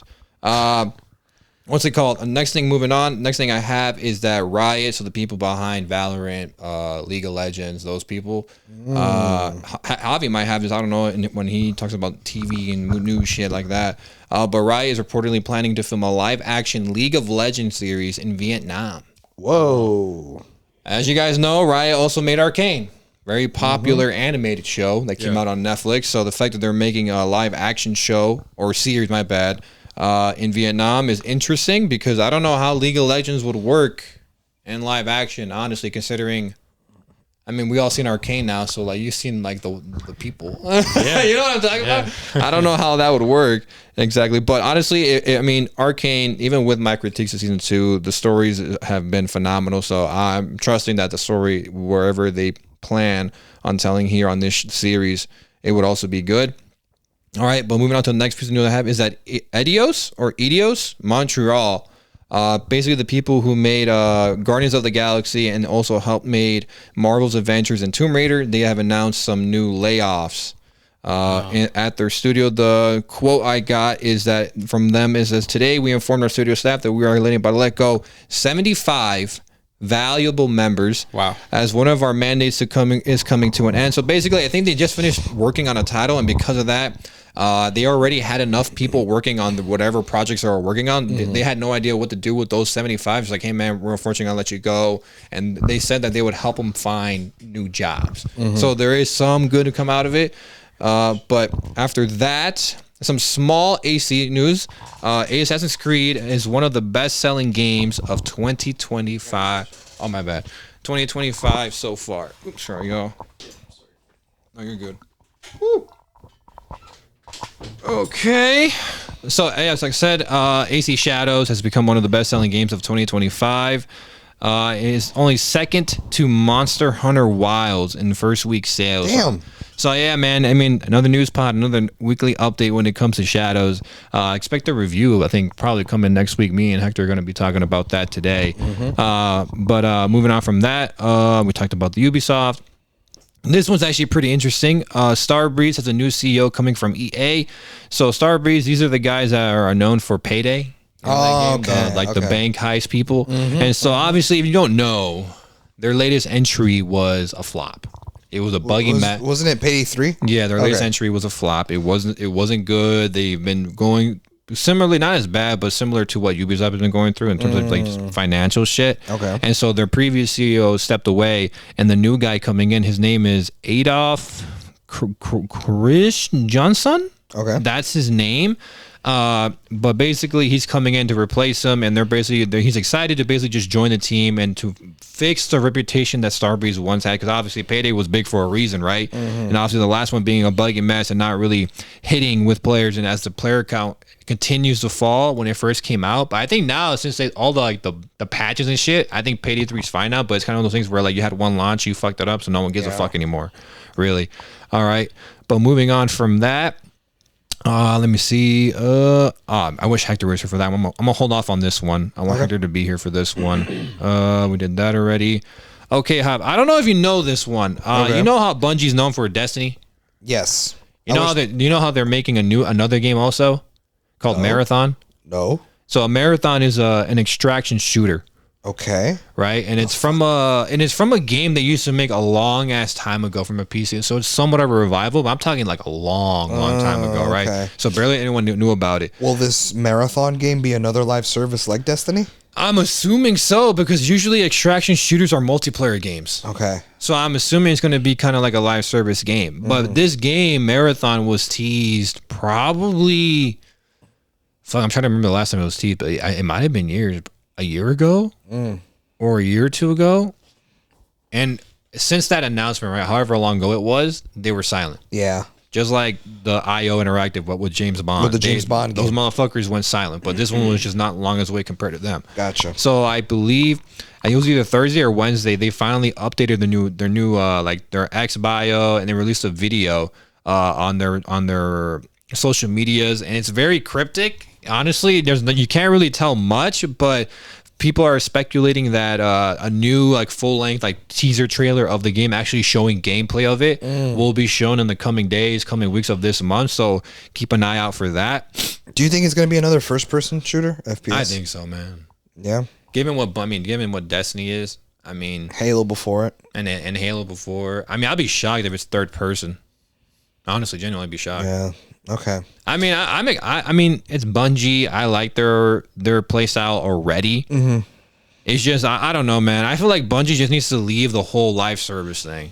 They've been doing it for too long, bro. That's what I'm saying, bro. Man. They need to like just go back to making like maybe like another single player game like Halo. Dude. Not Halo, but you know what I mean, like similar to that. Yeah. Yeah, I agree. Yeah, that's the only thing. So expect maybe some marathon news to be coming out, maybe like a full length trailer of showcasing gameplay. All right, this next one's actually pretty big. All right, so a Titanfall 3 development new rumor has resurfaced. For Titanfall 3? Surface. A new Titanfall? Rumor. It's a rumor, so take it with a grain of salt. Right. So yeah. there's like 2 leakers within like the Titanfall community who have been leaking the logo for Titanfall 3, and I believe something else if I can find it. But basically, these 2 reliable leakers, my bad, who basically they're hit or miss, but they have a good track record of calling shit out for Apex Legends, I think, and other titles. Okay. So basically, they found something new related to the Titanfall 3 logo, and that obviously because of that, they fans of the community are like, oh my god, are we finally going to get Titanfall 3? Are we finally going to get it? A little fun fact about this new rumor is that this isn't the first time this has happened. There's always been Titanfall 3 rumors, but obviously with the new rumor, what's it called? We don't know if it's going to happen, like I said. But Titanfall 3 was in production at one point, but they never went through with it because they thought like, hey, Titanfall 3 is made by Respawn, by the way. Titanfall 3 was made. Titanfall was just made by Respawn. I mean, and they said that Titanfall 3 was too similar to Titanfall 2. So that's why they canceled. They're like, hey man, they're basically the same game. We're just putting a 3 on it instead of a 2. Yeah, right. And so that's why they never went through with it. And so it's been in the process of being developed, but it's always been canceled. I think it's been canceled twice now. Damn. I just know that was one of the reasons why it got canceled. So obviously, Titanfall. People love the games, bro. Titanfall 2 has a lot of people saying like it's one of the best like FPS campaigns ever for a shooter like that. So people really like it. I played it a while back too, and I want to say it's one of the best, but it's definitely a good one. So there's a new rumor out there. Is it true? We don't know. We do know that they are working on something, but we just don't know what that is. And then for the next piece of news that I got is that a new Deus Ex game was pitched by that same studio that just laid off 75 employees, Eidos Montreal. Damn. So Deus, you know what Deus Ex is? No. It's the guy that has those glasses, and the game's like those like yellow glasses. He's like he has like cybernetic implants in his arms. I'm pretty sure. What's it called? Deus Ex. So Deus and then EX. Look it up. DE. I feel like once you see the picture of the guy, you'll know what I'm talking about.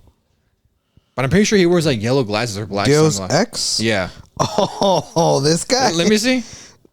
Hold on. Let me get a good picture. Yeah. Okay. Yeah, That motherfucker. I've seen this game cover. Yeah. So that game is basically, if I remember correctly, it's like a stealth gameplay type of game, like another James Bond, bro. Oh shit. From what I remember, I could be wrong. But that studio pitched to publishers like, hey, we have an idea for another game. We think it would be really cool. But sadly, the publishers, they are like, hey, we don't know a game like that would be successful in today's era of gaming. Okay. And which I think that's bullshit because I feel like you always hear about fans wanting another Tom Clancy Rainbow game. Mm-hmm. You know, Assassin's Creed hardcore fans want a linear stealth game that's fully focused on just stealth. Mm-hmm. So I think Deus Ex, if they would have went through with it, that would have made money. But investors or publishers, I should say, they just didn't think it was worth the risk, and they didn't think it would go through. And so ultimately, it's not going to happen. Damn. But it's always hope that they pitch it again and a publisher eventually says yes. Mm-hmm. Have you ever played those games? Which ones? Deus Ex? Deus Ex? Yeah. What is that? Show him the picture, Hop. You know who it is. Once he shows you the picture, you know what I'm talking about. What is it? Day? Deus Ex. Or EX. I don't know how you pronounce it. I don't know. I always said X. See. Oh. Are you sure? Isn't that like? This does looks familiar. Yeah, like I said, I've seen that cover before. What about them? They're coming back? No, they pitch an idea for them to come back. Okay. To make a new game. Okay. Like a brand new game. But the publisher said, no, it's too much of a risk. A stealth gameplay where it's very like focused on being quiet and being stealthy. It wouldn't be good in today's era of gaming. They don't think it's worth the risk. I don't know. Because you think of Splinter Cell and it's like, yeah, I know, right? that shit's fire. Yeah, hold up. I had one more piece Anyway, of my news. bad, guys. I was in the restroom. No, you're good. I had one more piece of news. I'm trying to find it real quick because it was related to a game that we're playing. He said he was going to skip it and wait for you to come back. Hold on, let me find it real quick. Oh, yeah. Adam Fall is Rebellion's most successful launch ever. Whoa. So the game did really well, I'm assuming. Dude, it's and I finished it, man. I beat that bitch. It's and we're actually gonna make a video on it soon. But it's an ambitious game, man, from Rebellion. I played their Sniper Elite games. I did not play the newest one. They just dropped the Sniper Elite this 5 year. or some shit? No, it was Sniper Elite Resistance, I think. There you go, that one, yeah.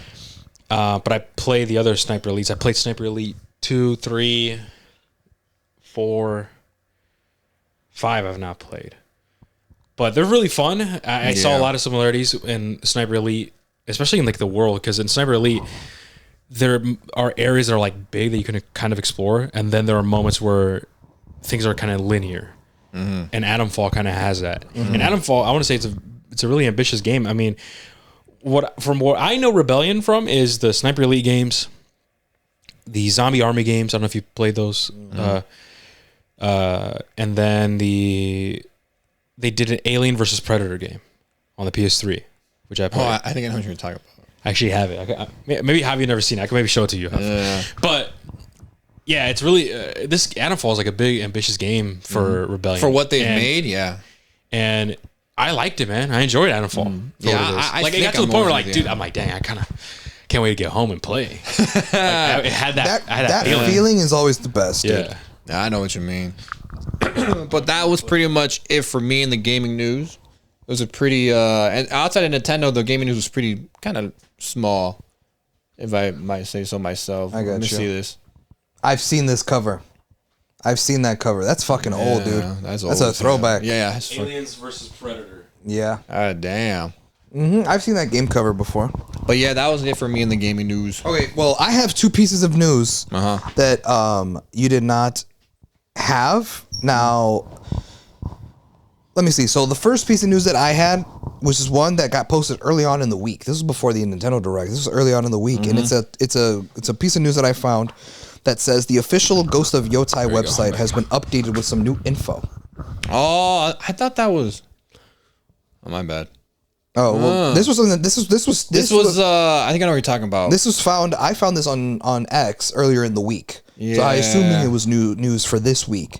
But yeah, the official Ghost of Yotai website has been updated with some new info. Atsu is seeking to get revenge for the death of her family and her homestead after her homestead is destroyed. So that's the name of the main character. Yeah. New weapon types: dual katanas, odachi, and kusarigama. Set in 1603, 300 years after Ghost of Tsushima. Massive sightlines with sprawling grasslands and icy tundras. Yeah. Vegetation sways believably in the wind.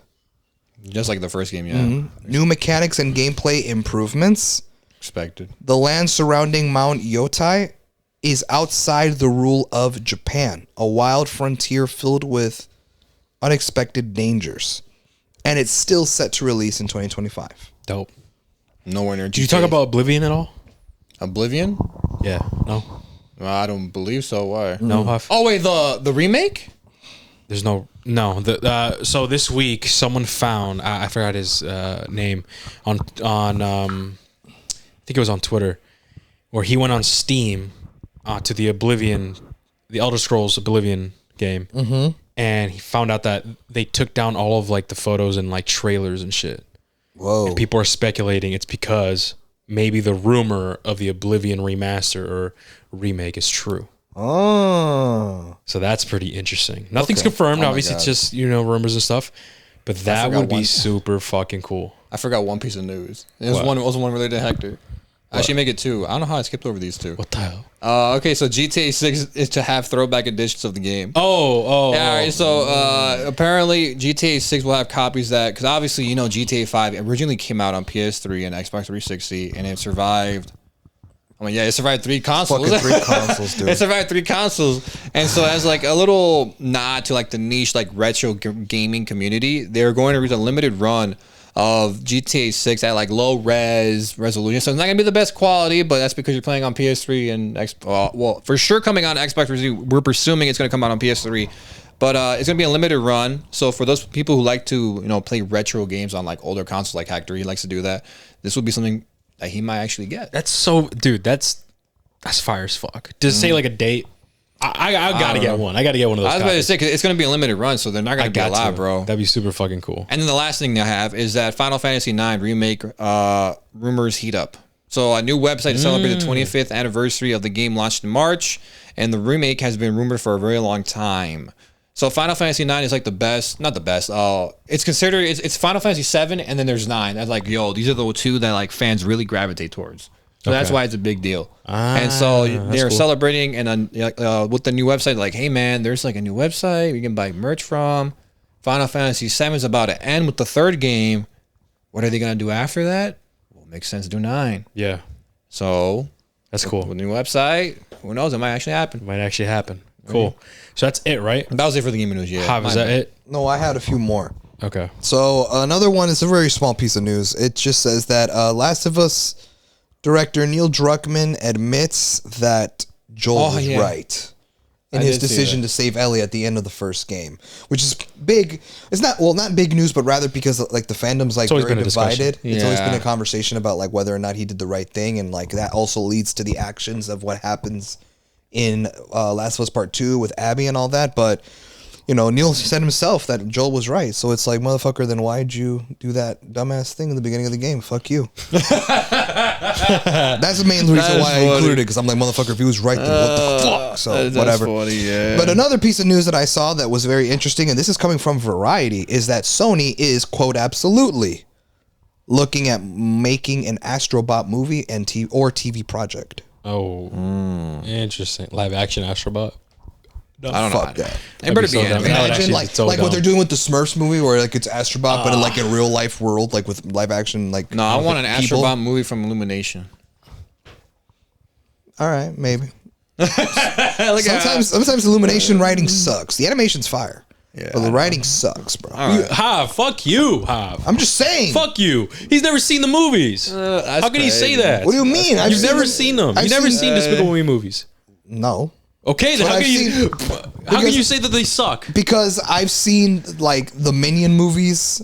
You've seen the Minion movies. Yeah, like I've seen those. I've seen like the Super Mario Bros. Movie.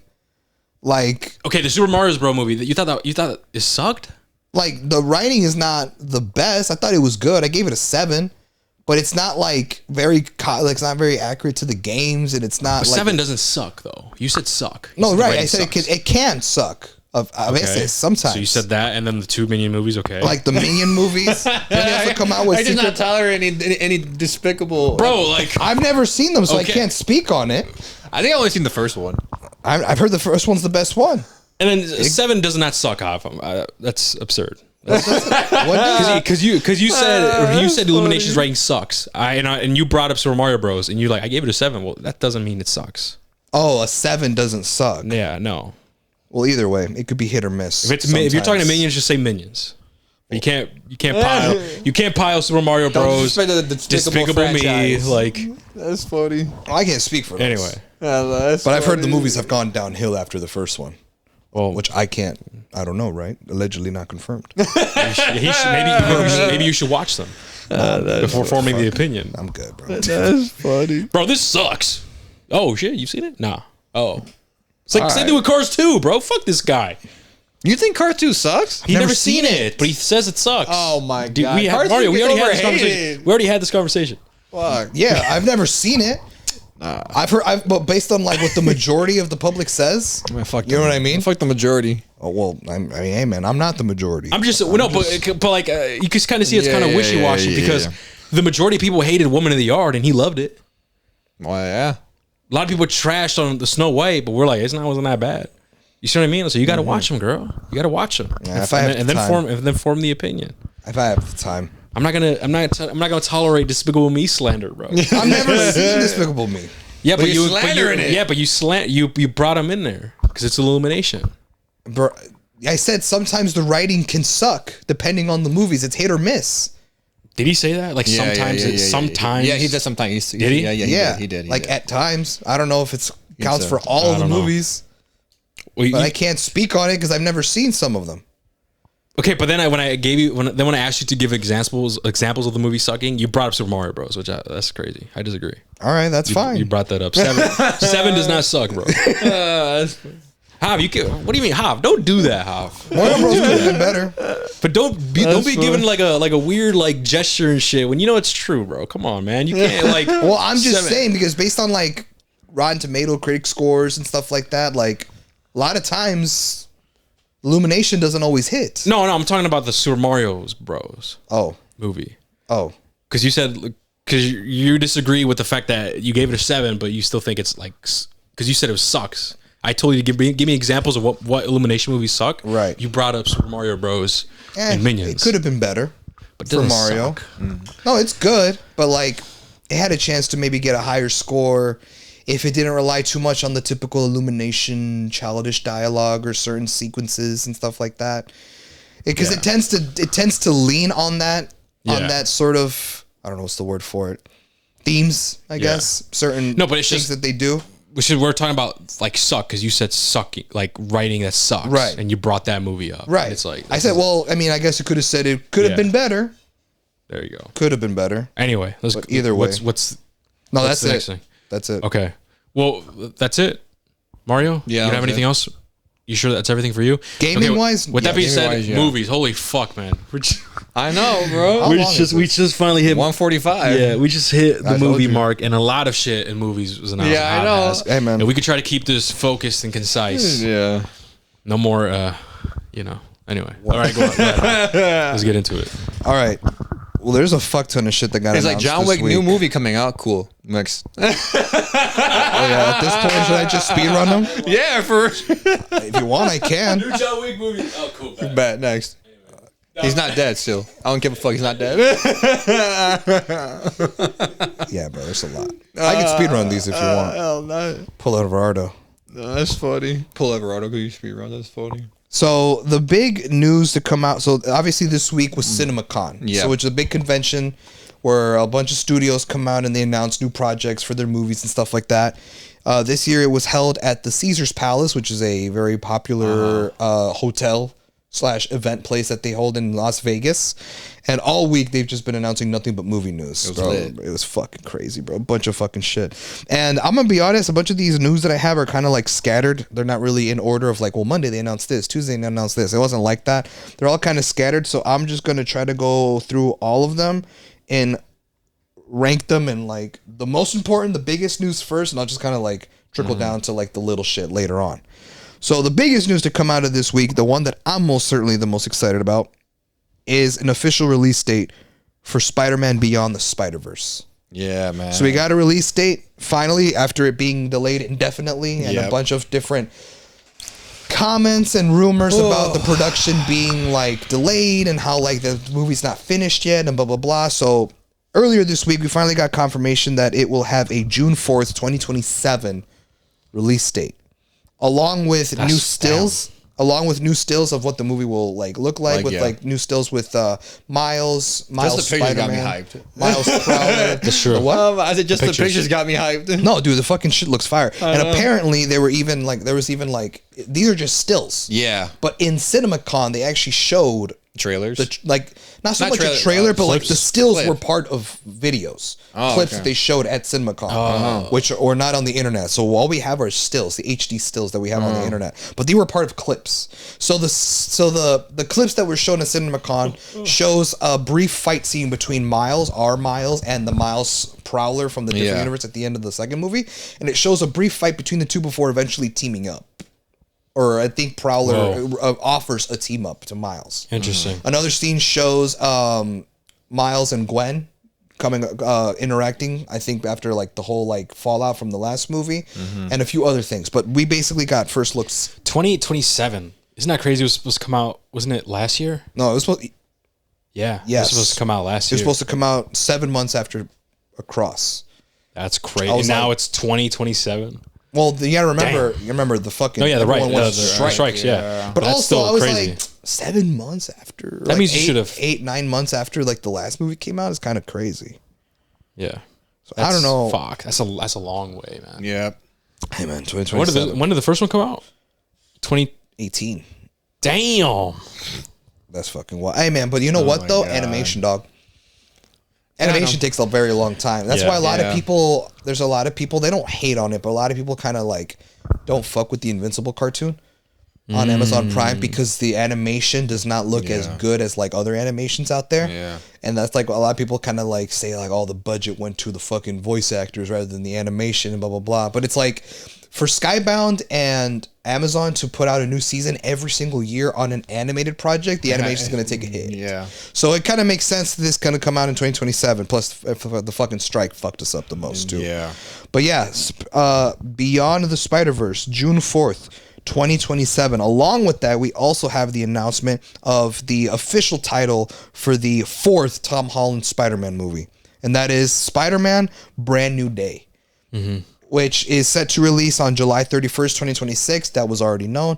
We already knew Tom Holland was returning. We already knew Destin Daniel Cretton will be coming to direct the movie. Who's the guy who directed Shang-Chi? Yeah. That's all info that we already knew. We just did not know the official title. Now that we have the official title, Spider-Man: Brand New Day. I'm gonna be real. My first knee-jerk reaction is that the title's trash. Brand New Day. Just because it's like what, like brand new day, like what the fuck is that? And it's like it's a typical, it's a complaint that I've had with MCU titles since Phase 4 when like their titles First step. First Steps, what's it called? Like She-Hulk, Attorney at Law, like you didn't have to Attorney at include Law. that. What was another one? Love and Thunder.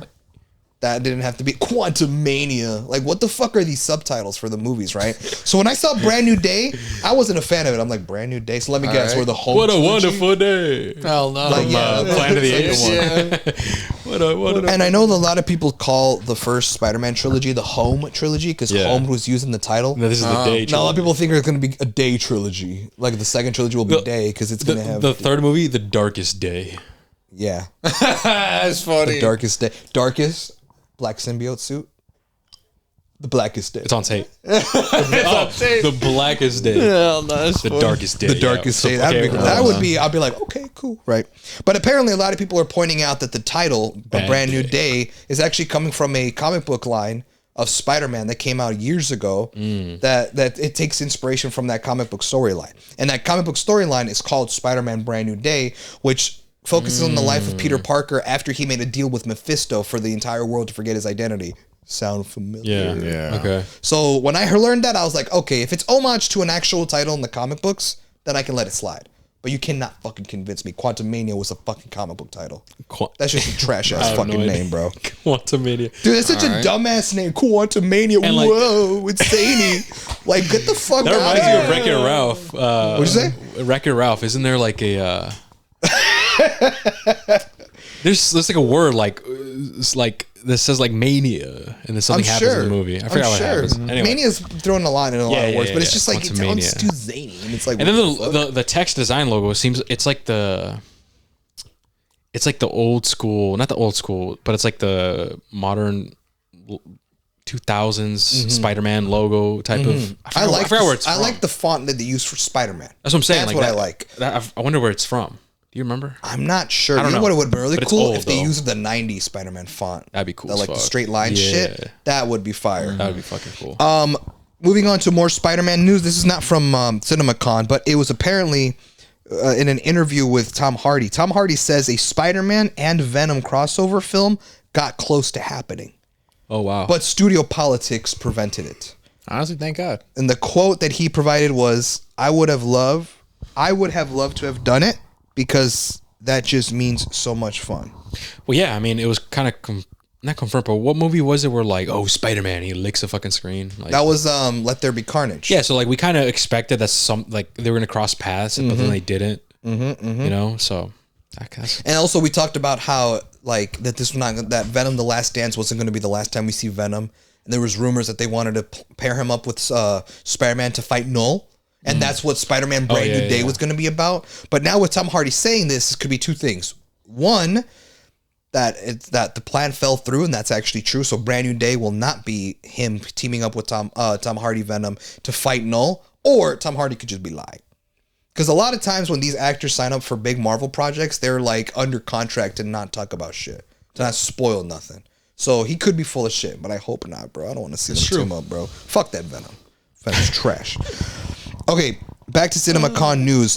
During the Warner Brothers panel for DC Studios, Dynamic Duo film was actually shown. Not a trailer, but rather some snippets of what the movie's going to look like. So the Dynamic Duo movie was announced way back when, and it's supposed to be an animated movie that'll focus on Jason Todd and Dick Grayson Robbins, when like they were both like petty thieves working together and shit. So it says that the footage that was shown at CinemaCon, Dynamic Duo uses purely puppetry animation with beautiful cinematography. That's Puppetry interesting. animation. I don't know if the whole movie's going to be puppetry, because another report shows that the movie's going to have different animation styles. Interesting. That's what I said too. So, Okay. but like, I Hopefully think it's for good. me, bro, I need to see the footage. To see Yeah, what yeah, it is yeah, they're talking same about. here. And I really thought, like, let me guess, someone probably put out their phone, recorded it. I will just go on X. Like, someone's bound to record it. Sure, it might get taken down. Yeah. But I want to just see what, dude, I could not find footage of nothing, anything man. that was shown at CinemaCon. They probably make you like lock the your phones shit. up. Yeah. I think that's what it is. Because, dude, I saw nothing. Because I would have imagined if people would have uploaded something like a video or whatever, like a leak, it would immediately get taken down. But at least I would have saw it before it got taken down, right? Nothing, bro. So I don't know what the puppetry. What the hell? What the hell? Like, what the fuck, bro? What are you, Pinocchio? Bro? Like, yeah, for bro. real. We're gonna put like the boy. hands up the fucking. Annabelle. Yeah. So I don't know what the fuck that means. At CinemaCon, this one was huge for me, and that is that we got an announcement for 3 new John Wick films. Damn, for real? 3 films. So the first film that got announced is officially John Wick 5 is happening. John Wick 5. So you're right. Really? You're Fifth right. John Wick film is happening. Yep. Keanu Reeves is slated to come back as John Wick. I don't know All they said about the movie is that a story has been selected. They decided on Bro. a story that they want to tell, and it is unclear whether this new John Wick movie will take place after or before the 4th movie. It better be. I don't know. I was about to say before, but, But they didn't release any info. I was going to say, because okay, there's already a prequel one being Okay, announced, bro. if it's before, then I think, okay, fine. Sure, I want to see John Wick fuck shit up again. Cool. But if it's after, now that just leaves a bad taste in my mouth where it's like, all right, bro. 4 this is a means cash nothing. grab. This is a fucking cash grab. Yeah. The way John Wick 4 ended and like his story, I was Amazing. content with. That shit was beautiful. I'm like, cool. We could lay John Wick to rest. I'm perfectly fine. But if they decide to bring him back, like, we gave you a potion, a serum, or like, I don't know. Some bullshit. Or you think this death. the whole Yeah, time. I just wouldn't like that. I'm like, Yeah, it feels come on. cheesy, It's yeah. like it's like a cash grab, man. It's Yeah. like, okay, bro. But if it's like one of those things where it's in between 3 and 4, it's like fine, I guess. Yeah. It's still kind of a bit of a cash grab, but it's like it won't be as bad of a taste. It's like, Yeah. all right, fine. Let me go see fuck shit up. I know Hav already expressed his feelings about this, and he doesn't care if he comes back from the dead, even if If the story even if Thanos himself rose him up. Yeah. if the story itself like justifies it and like they have a good way of explaining it, then I'll take it. Or if it's like a lazy ass explanation, like them explaining how the fuck Han is alive in Fast and Furious, then that would be like, okay, that's not, I don't fuck with that shit. The other movie that they announced is a movie that was talked. It was in talks, in development. Like it was actually in talks. Like, oh, will it happen? Will it not? Now it's confirmed. We are getting you're a hyped. John Wick spin-off film with Donnie Yen coming back to play Kane. When I saw that, I thought, Didn't we say this? Didn't we say? I could have sworn. At least I told you how. I'm like, yo, it'd be super cool. We got to spin off With the this blind motherfucker. dude, with the Donnie Yen as the Dude, Kane's that's character. fire. So it's going to be That's a fire. film that Donnie Yen will come back to star as Kane, but will also be directing the project. Oh, It's interesting. shit, okay. Yeah, and Donnie Yen has directed other films in the past. I believe he directed the 4th and final Ip Man movie, IP Yeah. Man. I believe That'll that's be what super cool. Yeah, well, I've never seen them. I heard they're fire. They're really good. Based on the success for Ballerina and how that might do, a second Ballerina movie might be in the works. That's not one of the confirmed movies, but that was something that was brought up into the attention. We are also, the third film that was announced, confirmed, is a John Wick prequel film that will be animated. Whoa. An animated John Wick prequel film. So They could do a lot with animation, man. absolutely. That depends what studio's animating it. That though. is true. I don't know if that's included. I can look it up, but It just depends. People who did Attack on Titan. Mappa? Look at Mario's face. Mappa, yeah. I don't know. his face lit up. I don't know what you'd like. That's true, Mario. Mappa would be nice.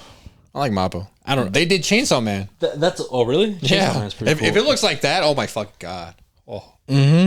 Yeah, that's too deep in the anime world. I don't know studios like that. No, bro.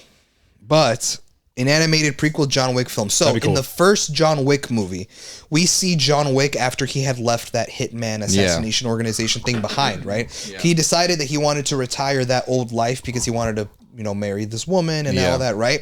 And then he obviously gets back into the world because, the Russian guys killed their dog. Well, there's a scene in the first John Wick movie where the dude, the Russian guy that kills his dog, he talks to his dad and his dad's like, "You fucking stole John Wick's car, blah, blah, blah." He's giving him the business. Yeah. He briefly explains the way that John Wick got out of that world was by completing what they called an impossible task, too big for anyone to achieve, to complete. But John Wick managed to do it, and that's how he won his freedom. The animated prequel movie will be about that impossible task. That's fire. Right? That's fire. Bro, I've been saying for years, like, dude, how are they going to drop a line like that in the first movie? We're 4 movies deep, a spin-off TV show, a spin-off movie on the way, and we have not seen this impossible task. I would want to see the story told about how, like, what impossible task was it? Now, apparently, and I don't know, I don't know if this is confirmed. This might be a rumor. Oh no, it's right here. It says Keanu Reeves will come back to voice John Wick in the animated movie. The movie will follow him killing all of his rivals in one night and winning his freedom. Whoa. Sounds very Deathloop. That's cool. The video game that came out on PS5. So a Deathloop very much has that same premise where you have to kill 7 different people in the span of one day. Otherwise, when it reaches nighttime, the day loops and everything starts over. So that's what it sounds like to me. It's very Deathloop, and that sounds fire. And Shannon Tyndall is set to direct, who directed something called Ultraman Rising. Yeah. You know what that is? I believe so. Let me check. But if it's the one I'm thinking of, then Well, that director, Shannon Tyndall, is the one who's set to direct this project. Okay. Yeah. And also, it's also included here that it was a... yeah, I did see this one. Okay. I did like it. Fire? Okay, bet. It's a Netflix. Oh, okay. Okay. Yeah. Hopefully it's not this animation style though. I don't want it to be that. Oh, well, I don't know about that, but I know that she is coming back to direct. And this is not announced. This wasn't announced at CinemaCon, but it was announced a while back that there is still working on a AAA John Wick game.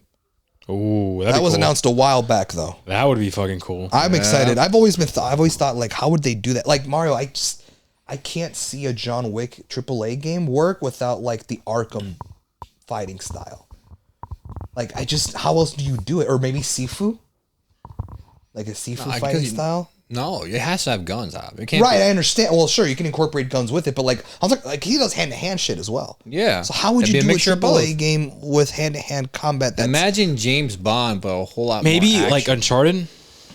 Yeah, even like that. Yeah, it's a perfect one. Uncharted. That's true. Because it's crazy. Or like when it's you get crazy action. when you get in close quarters, it'll like the fighting could be like Uncharted. Yeah. maybe. Yeah. I'd be interested to see, because sure, they have to include guns, but like we've seen John Wick also grab like nunchucks and swords and just nearby objects. So I'd want to see how they would do it. I need to see the studio and like who's gonna work on it and shit. Okay, moving on, straying away from CinemaCon, but this is also somewhat big news. The Kendrick Lamar and South Park crossover movie has been delayed. So it was announced a while back that Kendrick Lamar is working close with the creators of South Park to make a comedy animated movie in the I think set in the world of South Park. Oh, okay. But it was delayed because it was originally set to come out July 4th of this year, but now it's been pushed to March 20th of 2026. It's reported that it's not finished yet, with major rewrites slowing things down. Also, it is believed that Kendrick's tour, the stadium tour that he's going on later this year, the GNX tour, was likely played a role in its delay. Okay. Damn. So that was announced. Okay, going back to CinemaCon, new Avengers Doomsday details from Kevin Feige. And that is that it is confirmed that the entire cast was not announced. So what we got in that live stream is not the full cast. Damn. He also provided that the plot of Avengers Doomsday is that the Avengers, Wakandans, the Fantastic Four, the Thunderbolts, and the original X-Men will all be fighting Doctor Doom. God damn. One dude, goddamn. And that one line is a big deal because it confirms that those X-Men actors that were announced are coming back to reprise the X-Men characters they did before. Because one thing was like, well, what if they play other people, which wouldn't make sense? I'm putting this on tape. They're going to die. Yeah, I think so too. Yeah. I think so too. And the entire cast is not announced. Yeah. Wolverine's got to be in it. I'm putting That'd be that on cool. tape too. That'd be super cool. Yeah, he is. I feel like He's they gonna have be in to. it, bro. There's no way. I feel like He they is. have to. Okay. Once again, straying away from CinemaCon news. This is just a very interesting one. IMDb has added a disclaimer to the Snow White rating page due to all the review bombing. Whoa. The disclaimer says, unusual activity. Our rating mechanism has detected unusual voting activity on this title because of all the review bombing. Damn. Yeah. That is actually, that's crazy. I don't know if this was announced at CinemaCon, but Zach Krieger says his Resident Evil film will focus on one central protagonist going on a point A to point B journey, slowly falling We talked about more this. into hellish territory. Yeah, we talked about this in a previous HRV news pod. Really? Yeah. I could have sworn we talked about that he was set to direct No, I'm pretty sure we talked about this too. the plot, like Yeah. how his story's going to be. Really? Because I found this week. Interesting. No, I'm pretty. I could maybe find it. Oh, well. Let's see. Danny Boyle confirms that Cillian Murphy will return in his 28 Years Later trilogy. I need to watch those, man. Yeah, the movies are fire. I need to watch those. It's not he probably won't come out won't appear in the first 28 Years Later movie, but likely in the second or third one. Okay. But it is but he does confirm that that his character will be coming back, which is cool. The Conjuring Last Rites, which is the last supposed fourth and last Conjuring movie, follows the final case of the Warrens, making it the final film in the mainline franchise. Anthony Starr, the actor who plays Homelander, teases the Boys series finale. Oh yeah, I saw this quote. All right, sorry about that, guys. We had to take a little detour. Started getting noisy at the HRV headquarters. I was in the middle of some The Boys news. So Anthony Starr, who plays Homelander, teases the series finale. He said, "quote Fans are going to either be either surprised or shocked, depending on their nervous system, but very, very entertained." So that came from Anthony Starr. Damn. It better be. Transitioning back to CinemaCon news, Jared Leto confirms the new Tron movie, Tron Ares, is going into the real world. Yeah, from the trailer I saw today. Yeah. I saw that the trailer came out today. I haven't seen it though. I saw it. I haven't seen it Got yet. hyped. It's like a minute and a half. It's very short. It's probably a teaser trailer. This look cool, bro. The first trailer for Predator Badlands, the new Predator movie in the installment, reveals a predator going on a hunt across a bunch of gorgeous looking planets. I'm excited for that. That one sounds cool. I saw something about like him being what if he's a good guy or something like that. I saw that too. Same thing. That it's going to be him hunting Predator? down. Yes. Ooh. Hunting down another predator. Okay. That's what I heard. That's what I heard that's it's a going to be unique about. idea. I mean, depending on how they execute on it, it could be good. But at the same time, I could have sworn that was sort of the plot of The Predator, which was the movie that came out before Prey. That was before Pandemic. I don't think because I saw there was that two one. predators in that movie. And like I know there was like a bigger one that played the threat, and then like a much smaller predator. Oh guy. wait, did I see that movie? It was more. Was it on comedic. Earth? Yes. I did see it. Oh, I heard Yeah. it was. Yeah, I did see it. How was that? It was a long ass time ago, man. I was just I faintly remember it, but I can't really. I remember enjoying it, but this is the time where I think I was in. Did it come out when we were in high school? Yes, around there, or maybe just a bit Yeah. after. So like my critique mind wasn't at its like best. So I would say I just enjoyed it, but I'm not gonna give any like final thoughts on it. I got you. Well, I mean, it kind of reminded me of that because I could have sworn like, well, the plot sounds familiar, but I guess we're not going to include human characters. It's just going to be predators. I think. I mean, I don't mind if it's just a predator. We're just following around the predator. As That'd long be as it's fucking raw. fire, bro. Yeah, that's I what I don't give a want fuck another about. mid-ass I'm excited for predator that show movie, and bro. that movie. That's true. We're getting a fucking Predator show. Are you thinking? Are you Done who? confusing it with Alien? Oh, is it Alien? Yeah, I didn't hear about. Oh, Predator it's Alien. TV show. Alien. My bad. Oh, yeah, I was about to say. I am confusing. It's because they crossed over. Yeah, I that's know. why You thought got, they were you got the him same. confused. Yeah. At CinemaCon, all 4 Beatles were announced. The Beatles I've been biopic calling movies. this. I've been calling Yeah, this, bro. bro. How long have I been saying, like, bro, when are they gonna make a Beatles biopic? Yeah. like it's just begging to happen. I've been calling it, bro. This So is why it's- we're cousins, bro. I'm telling you. All right, cool. So at CinemaCon, not only did they confirm the actors who are going to be playing the respective Beatles, but get this, Yeah, this is weird. 4 biopic movies, All in the same month. all coming out the same month. What the fuck? And each movie will tell the Beatles story through the perspective of each Beatle band member. Whoa, that's cool. Yeah, that's man. cool. It's unique. I don't So think I've ever seen that it'll be before. 4 biopic Beatles movies, all releasing on April 2028. Ooh, they're releasing all in the same month? Yes. Oh, and the actors that they have to play the Beatles are got some Paul good actors. Mescal is playing Paul McCartney. Paul Mescal we saw as our new Gladiator from Gladiator 2. So he's playing Paul McCartney. Barry Cogan is playing Ringo Starr, who's the drummer. And Barry Cogan is the Joker from Batman. Batman vs. Batman. That guy. He was okay. also in Eternals, right? He's also going to be in the new Weekend movie, Hurry Up Tomorrow. Joseph Quinn will be playing George Harrison, so we know him from A Quiet Place Day One, the male character. He's Yeah. also playing Johnny Storm in Fantastic Four. George Harrison is the tallest band member of the 4, and Joseph Quinn's not tall. So I'm interested to see. And it's funny because they actually showed all the actors lined up, and the actor who they got to play John Lennon is the tallest of all of them. I'm like, why did he play George? I don't know. But the actor is Harris Dickinson, will be playing John Lennon.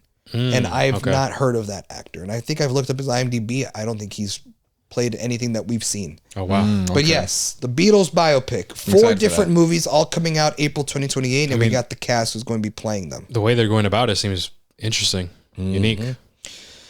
Okay, some more news. Jake Kasdan will return to direct Jumanji 3. Yes, go, baby. So Jumanji 3 finally that is one. confirmed to be in the makes. After the cliffhanger that was Jumanji 2. I'm actually I don't excited. remember that cliffhanger. I'm going to be real. Yeah, where they come back from the game, from the Jumanji world, but then all of the Jumanji shit from the video game started coming onto the real world. Oh, yeah. So that's going to be a thing. And it has a release date, December 11th, 2026. Oh, wow. So at least we finally got a fucking release date. You guys want to hear something fucked up? What? Jumanji 2 was pre-pandemic. Damn. Yeah, bro. That's a long time ago. Yes, huh? bro. And now the third one is finally coming out, but it's 2026. Holy shit. Which means all the teenage kids that played them in the last, like, they're going to be Yeah. older now. So They're gonna be like how are they going to grown-ass adult. explain that they physically look Older. older? Yeah. So I don't know, man. Okay, this is another really big news. Coyote versus Acme, that movie that got shelved by Warner Brothers for a tax write-off, has been officially saved by Ketchup Entertainment. Okay. And they actually bought the film for $50 million. Damn. So the shelved Coyote versus Acme movie will now set to have a worldwide theatrical release in 2026. 2026. Okay. Yeah, man. So Coyote versus Acme got saved. Not the same can be said for Batgirl. Anyways. There's some more news. New Tom and Jerry animated film is officially in the works. Okay. That's cool. Yeah. Pretty cool. And then it says on here that a new animated Looney Tunes and Flintstones movies are also in the works at Warner Brothers. Shout out Looney Tunes, man. Yeah. man. Oh, yeah. Yeah, I know we recently got the new Looney Tunes movie. When the forgot what world, it's called. when the world blew up or something like that. I heard it's good. I heard I it's didn't see it. fire. So, hey man, if they're gonna keep that trend going, Tom and Jerry, Flintstones, new Looney Tunes films, I like to see Tom and Jerry again. Man. dude. Yeah, the last movie we got was that live action animated hybrid movie that Yeah. came out on HBO Max, where Tom and Jerry were the only animated ones, but set in the real world, like saw some Smurf shit. And I watched a little bit of it, and I think I watched half through that movie, halfway. And my consensus to watching half the movie is the Tom and Jerry scenes are fire. The live action characters, you don't give a fuck. So it's not worth a watch. It is confirmed that Jason Momoa will return to reprise the same character he played in Dune 1. He's coming back for Dune 3. Fire. And apparently he's like, his quote is, "I'm making a comeback." If you have not read the books, it's not my fault. But apparently in the books, like Dune Messiah, it's confirmed that his character didn't actually die, I guess. So Interesting. yeah, so Okay. and that's why he says if you haven't read the books, it's not my fault, but I'm coming back, girl. What you Yeah. mean? So whatever. A Once Upon a Time in Hollywood sequel is officially in the works at Netflix. Oh wow. Yeah, I know that's a deep cut. Netflix this time. Yeah, so it's not going to be theatrically released. All right. Brad Pitt will return to play Cliff Booth, which is the he played like the stunt double to Leonardo DiCaprio. Unlikely that Leonardo DiCaprio will return. Makes sense. David Fincher is directing this movie instead of Quentin Tarantino. Okay. And the script was written by Quentin. Oh. So the script is written by Quentin Tarantino, but will be directed by David Fincher. Gotcha. And it is set to release on Netflix. I wonder if we watch that movie now, Mario, if we'll like it or not. Yeah, I'll tell you I right remember now- thinking Margot Robbie, her character. I'm like, bro, you can literally take her out of the movie and nothing changes. I remember saying that. Yeah. In a sense, yes and no, Mario, to that. It's yes, it could nothing change, but also yes, because like it's a whole thing, bro. Yeah. Once Upon a Time in Hollywood, in a fucking nutshell, bro, is basically a love letter to 1950s and 1960s cinema, which all of us were not born in that fucking era, which is why none of us connects to it. And I don't know why Quentin Tarantino was like, let me make a movie of how they used to make him in the old days, completely isolating everyone who was born after 1980. So it's like, what the fuck? So I don't know. That's why kind of I didn't connect with it as much as I did like Pulp Fiction and some of his other movies and shit. So I don't know. A sequel, we'll see what happens. This was interesting because we talked about this last week. YouTube is now demonetizing the fake AI movie trailers. Oh, The wow. channels, yeah, like Screen Culture Yeah. or whatever the fuck, they are now officially demonetizing those fake AI Okay, trailers. so that means they're Warner Bros. And shit, they're not getting cuts no more. oh, bro. No one's getting cuts anymore. No, which I thought was funny. I mean, that kind of makes sense because, like, at the same time, the way you get money from YouTube, YouTube's giving you that money. yeah, yeah, So in a sense, they're spending money, you know? on fake shit. Yeah. So that makes sense.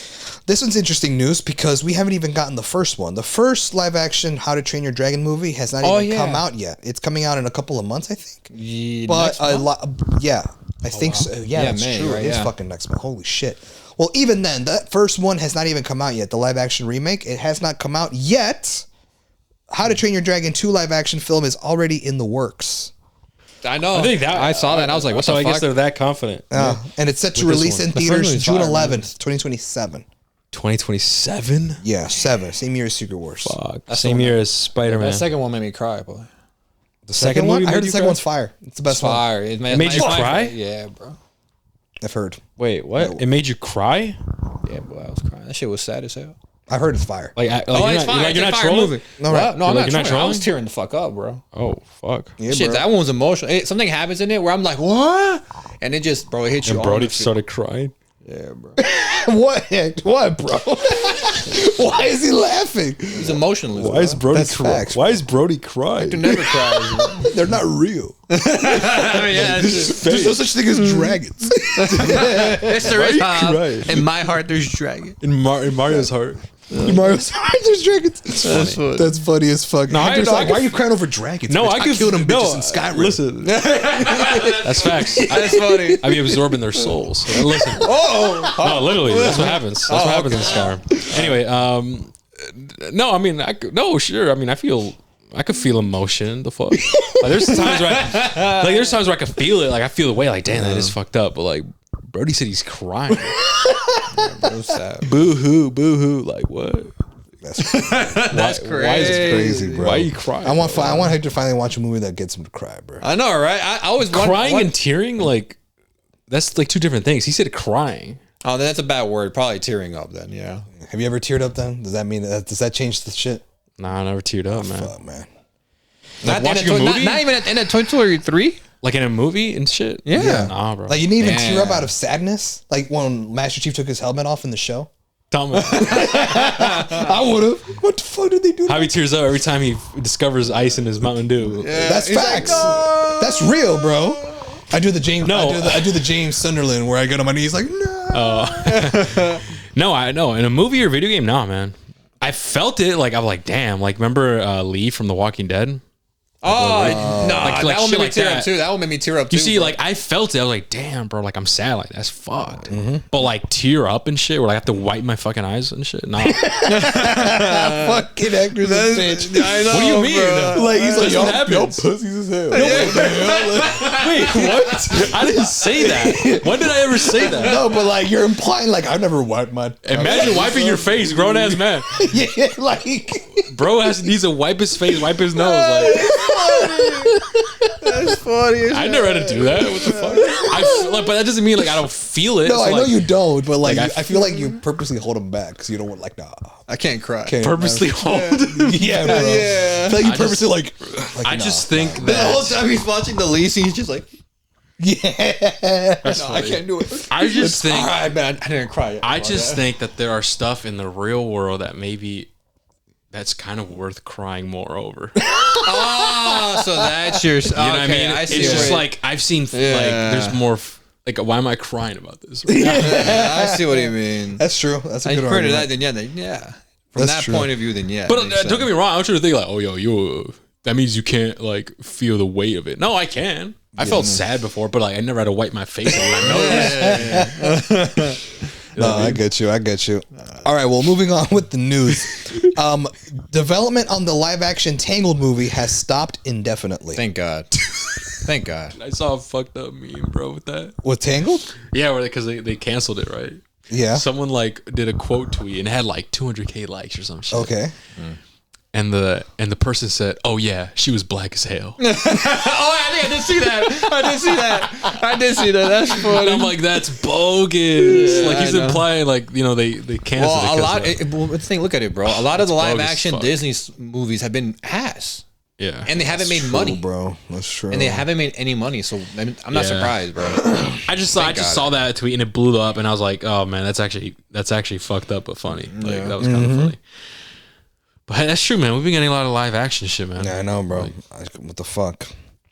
Okay, All right. this was some more news that was announced at CinemaCon. So we have some new information on the new Jordan Peele produced horror film Him. I'm waiting for his movie, bro. What the fuck? Jordan Peele, yeah. Yeah, but it's produced. I know it's produced, but still. Yeah, well, the movie is called Him, and the poster shows a football in a glass case. But like, you know how like the football like has the stitching Oh, shit I where your got you. fingers go? Yeah. The stitching does not look like, it looks like strings rather than like the actual football stitching. Like it looks kind of eerie. And so what I have on here is Him is a new horror movie that follows a college quarterback who gets the chance to train with his idol. His idol takes him into a sinister world to see what he's willing to sacrifice for fame. All right, bro. That's cool. All right, That is football. fire. That is cool, All right, man. fuck with it. That's like He had me at football. And it is like- being, sorry, go ahead. selling your soul. Dude, imagine. I might It's like you a want Late three Night with the rings? devil type You shit. want 3 rings? This is what you gotta do to get 3 rings. Are you willing to do it? Yeah. Are you Mario? Are you willing to kill 100 puppies? Hell no. That's crazy. For 3 rings? Hell no. Yeah. I would. Damn, what the fuck? Yeah. Go ahead, Mario. Hell Yeah. nah. 3 rings. I'll wait for 3 rings? Yeah. What team am I playing for? The Lakers. No. What? I don't know. We're talking about football. I'm sorry. I thought we were talking about basketball. My bad. Football. Sorry, football. Let's say the Chiefs. Oh, fuck no. I said the Chiefs because he hates them. Fuck them. No, wait, the Packers. No, fuck them. That's worse. Teams he hates. That's what I know. Fuck them, bro. Okay, but he's like, oh man, fuck him. I hate those teams. Okay. For the Bears. Yeah, what do you do? What do I get? The Bears. You killing 3 puppies. We got 3 rings. You know Oh what's no, you funny? said 100 puppies. You know what's 100 funny? puppies. The head coach of the Bears, Ben Johnson, was on an interview a while back, and he said, like, I would sacrifice my left ball sack for the next 3 rings. He said that? Yeah, that's crazy. That's crazy. I sort of fucking died, bro. Also, if you're a coach, you're like the leader, right? Why would you show such defeat in an interview? That's funny. What kind of statement is that, bro? I mean, it was Don't tell your the fans interview that. itself is already a comedic type of interview. Oh, okay. So that's why. But dude, that shit was So would you fucking do fun. it? Would I do it? Yeah, 100 puppies. For the Bears? 3 rings for the Bears. What kind of puppies? Your dog. Your dog No, type. my dog's not a puppy. Well, no, your dog type. Your So a your Shih dog's Tzu? Yeah. But not They're my the same dog. color. No, but they're not the same like color. not my dog that I She own. is in there. Fuck No, it. if she's in there, no, no. Oh no. Fuck it, might as well. So, throw her in there. She's part of the 100. So stupid. What the fuck? All right. Okay, fine. No, do that one first. Wait. I she just said no. Okay, fine. She's not in it then. Your dog's not in it, but it is 100 Shih Tzus. But 3 guaranteed Super Bowls. 3 guaranteed Super Bowls. Like 100% gonna back to happen. back. I'll live with the Gil. I'll do it. Okay, add your dog in there for No. 3 back to back. No. All right, bet. All right. That's the deal breaker. That's fucking funny. Throw it. Fucking stupid. I was not expecting that. Okay, moving on. Sorry. So the Him horror movie, horror movie, right? Him. So it's being produced by Jordan Peele and it's being directed by Justin Tipping. And I looked into this dude's IMDb, and I'm gonna be real, dude. He's mainly only directed TV show episodes. Well, if it's Jordan Peele, who's did he pick him? That I don't know. Oh, never mind then. I'm not sure. I know Jordan Peele so that's produced Monkey Man, but like that was because Monkey Man was an independent film that were struggling to finish the movie because of money. They were running out of money, and because it was filming during the pandemic. But when Jordan Peele found out about the project, he came in with his company, and they kind of like picked him up off the ground and shit. Okay. So I don't know. I don't know if he chose. I just know that he's producing. All right. Okay. Megan 2.0. okay. Have you seen the trailer? No. Bro, it's fucking trash. Looks bad. It's nothing like the first. It's not a horror movie anymore. It's an action movie now. They're doing one of those. So I have on here thoughts on Megan 2.0 You haven't seen trailer. the first one, bitch. Shut up. I have. Mari's just looking at me weird. Yeah, I know. Like biting his lip and shit. What the fuck? But yeah, I have on here thoughts on Megan 2.0 trailer, but also because the trailer came out a few days ago. The day before, they showed the trailer at CinemaCon. So you know how like when trailers get shown, like a lot of like big journalist companies will provide descriptions of what was shown in the trailer. So here I have in a post, Megan 2.0 follows Megan, who is hired by the military. Yeah. Let me keep going. To stop another android who is killing all of her creators. The brief footage shows Megan skydive off a mountain while performing some sort of heist. That doesn't sound real. Well, if you go back and watch the trailer, it's fucking real because they show that stuff. No. Why? What? Why? I don't know. I do not know. What the fuck is going? Oh man, we put on the trailer, bro.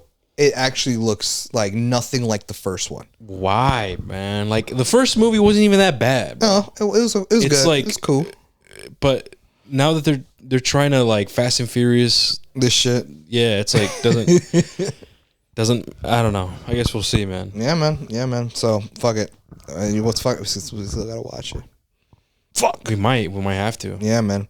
Okay, some more information from CinemaCon is that we got a brief synopsis of the movie Nobody 2, which is set to come out this year. Oh, yeah. So the first Nobody movie, I know you guys haven't seen it. It's fucking fire. I want to. I'm down to watch. I'm down to watch. Better Call Saul. That guy. The guy who plays Saul Goodman. It's a movie that was directed by one of the writers of John Wick 1. Okay. So it was directed by him. So here it says Nobody 2 is a vacation sequel that follows Hutch, which is the name of the guy, right? Mm-hmm. And his family's vacation as Hutch slowly slips back into his old action habits throughout the trip. Okay. That's cool. That's what it's providing. I got to watch the first one before that one comes out. It's fire. It's really, really good. And then I also have some information on, this is for Mario right here, Black Phone 2. Yeah. So the first teaser for Black Phone 2 reveals the film is set at a winter camp, with the phone conversations now happening in a telephone box. Ethan Hawke's character, like Adam Fall shit. Yeah. So Ethan Hawke's character, who played the killer, the dude with the devil mask, Ethan Hawke's character also skates across ice to kill in one scene. What the Okay. What the fuck? Dog, he's skating on ice, Mario. I know. To kill somebody. Yeah, that's what I'm saying. I'm just like, all right. That sounds weird. All right. Does like the flips and shit that like ice skaters do and shit. That'd be funny. Hopefully it's. That's how he kills one of them. We'll see, man. Hopefully it's good. Yeah. The first one was good. Yeah. A24's The Smashing Machine is set to release in theaters on October 3rd. The Smashing Machine is based on a true story film starring The Rock.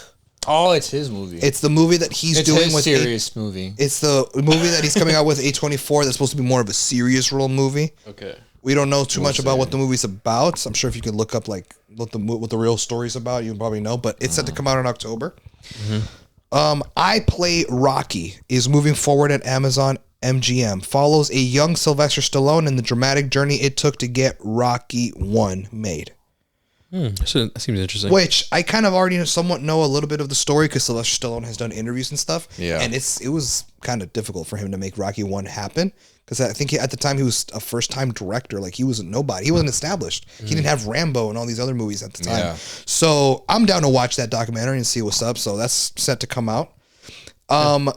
Now we're down to like the lesser important news. So all that with CinemaCon has already gone over with. So these last couple pieces of news I can just breeze right over. Zack Snyder is set to direct a UFC movie. Dana White will produce with the UFC with Turkey Alashik also producing. Follows a young fighter rising from the rough streets of LA to get a shot at a UFC championship. Okay. I have also on here, AMC plans to add 40 new Dolby Cinema screens in the US by 2027. Whoa. So more Dolby Cinemas. That's fire. Add another one to ours, bro, with better seats. That's fire. Nathan Fillion is set to return as Guy Gardner in the Lanterns series.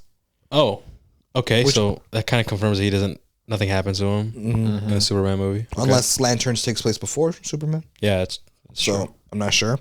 And the last piece of news is Carrie Coon, who is the actress who played Proxima Midnight from Infinity War.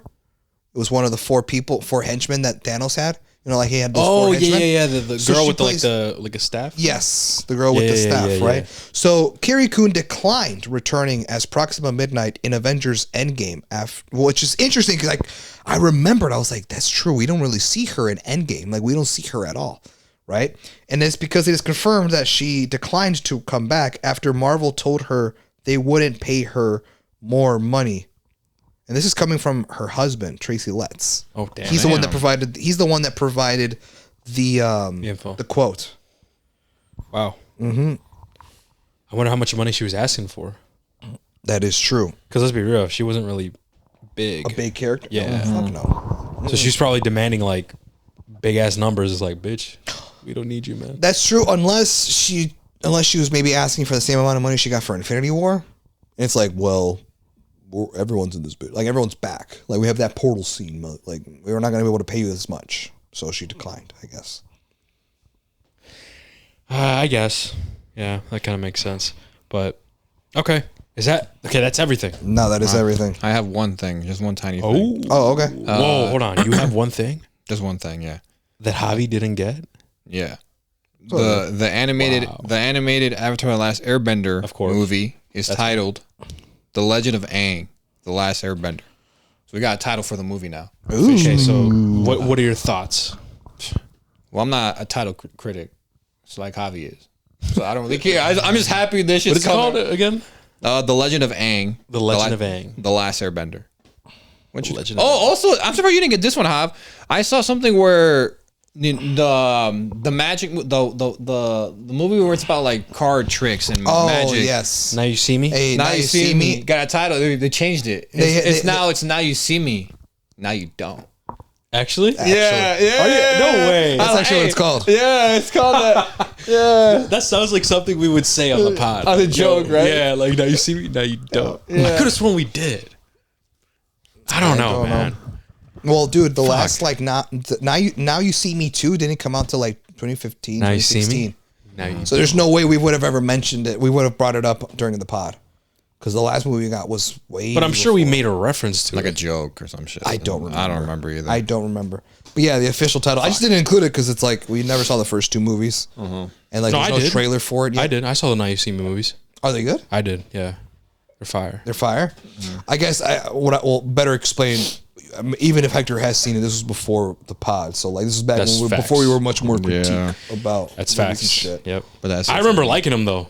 Like they were like fun. I'm like, Yeah, oh, I've that's heard pretty great cool. things. I've never seen The them second either. one was cool as fuck too, when like they're transferring the cars and shit. Yeah. Like, Yeah, that's the scene I always see. I know a that lot. scene. Yeah. But yeah, that's the official title. Now you see me, now, now you you don't. don't. That's fun. And it's Okay. titled "Now You See Me" and the colon Now you don't. It's like what you could have just made it one whatever. Oh, I got you. You know I what I got mean? you. Yeah. Okay.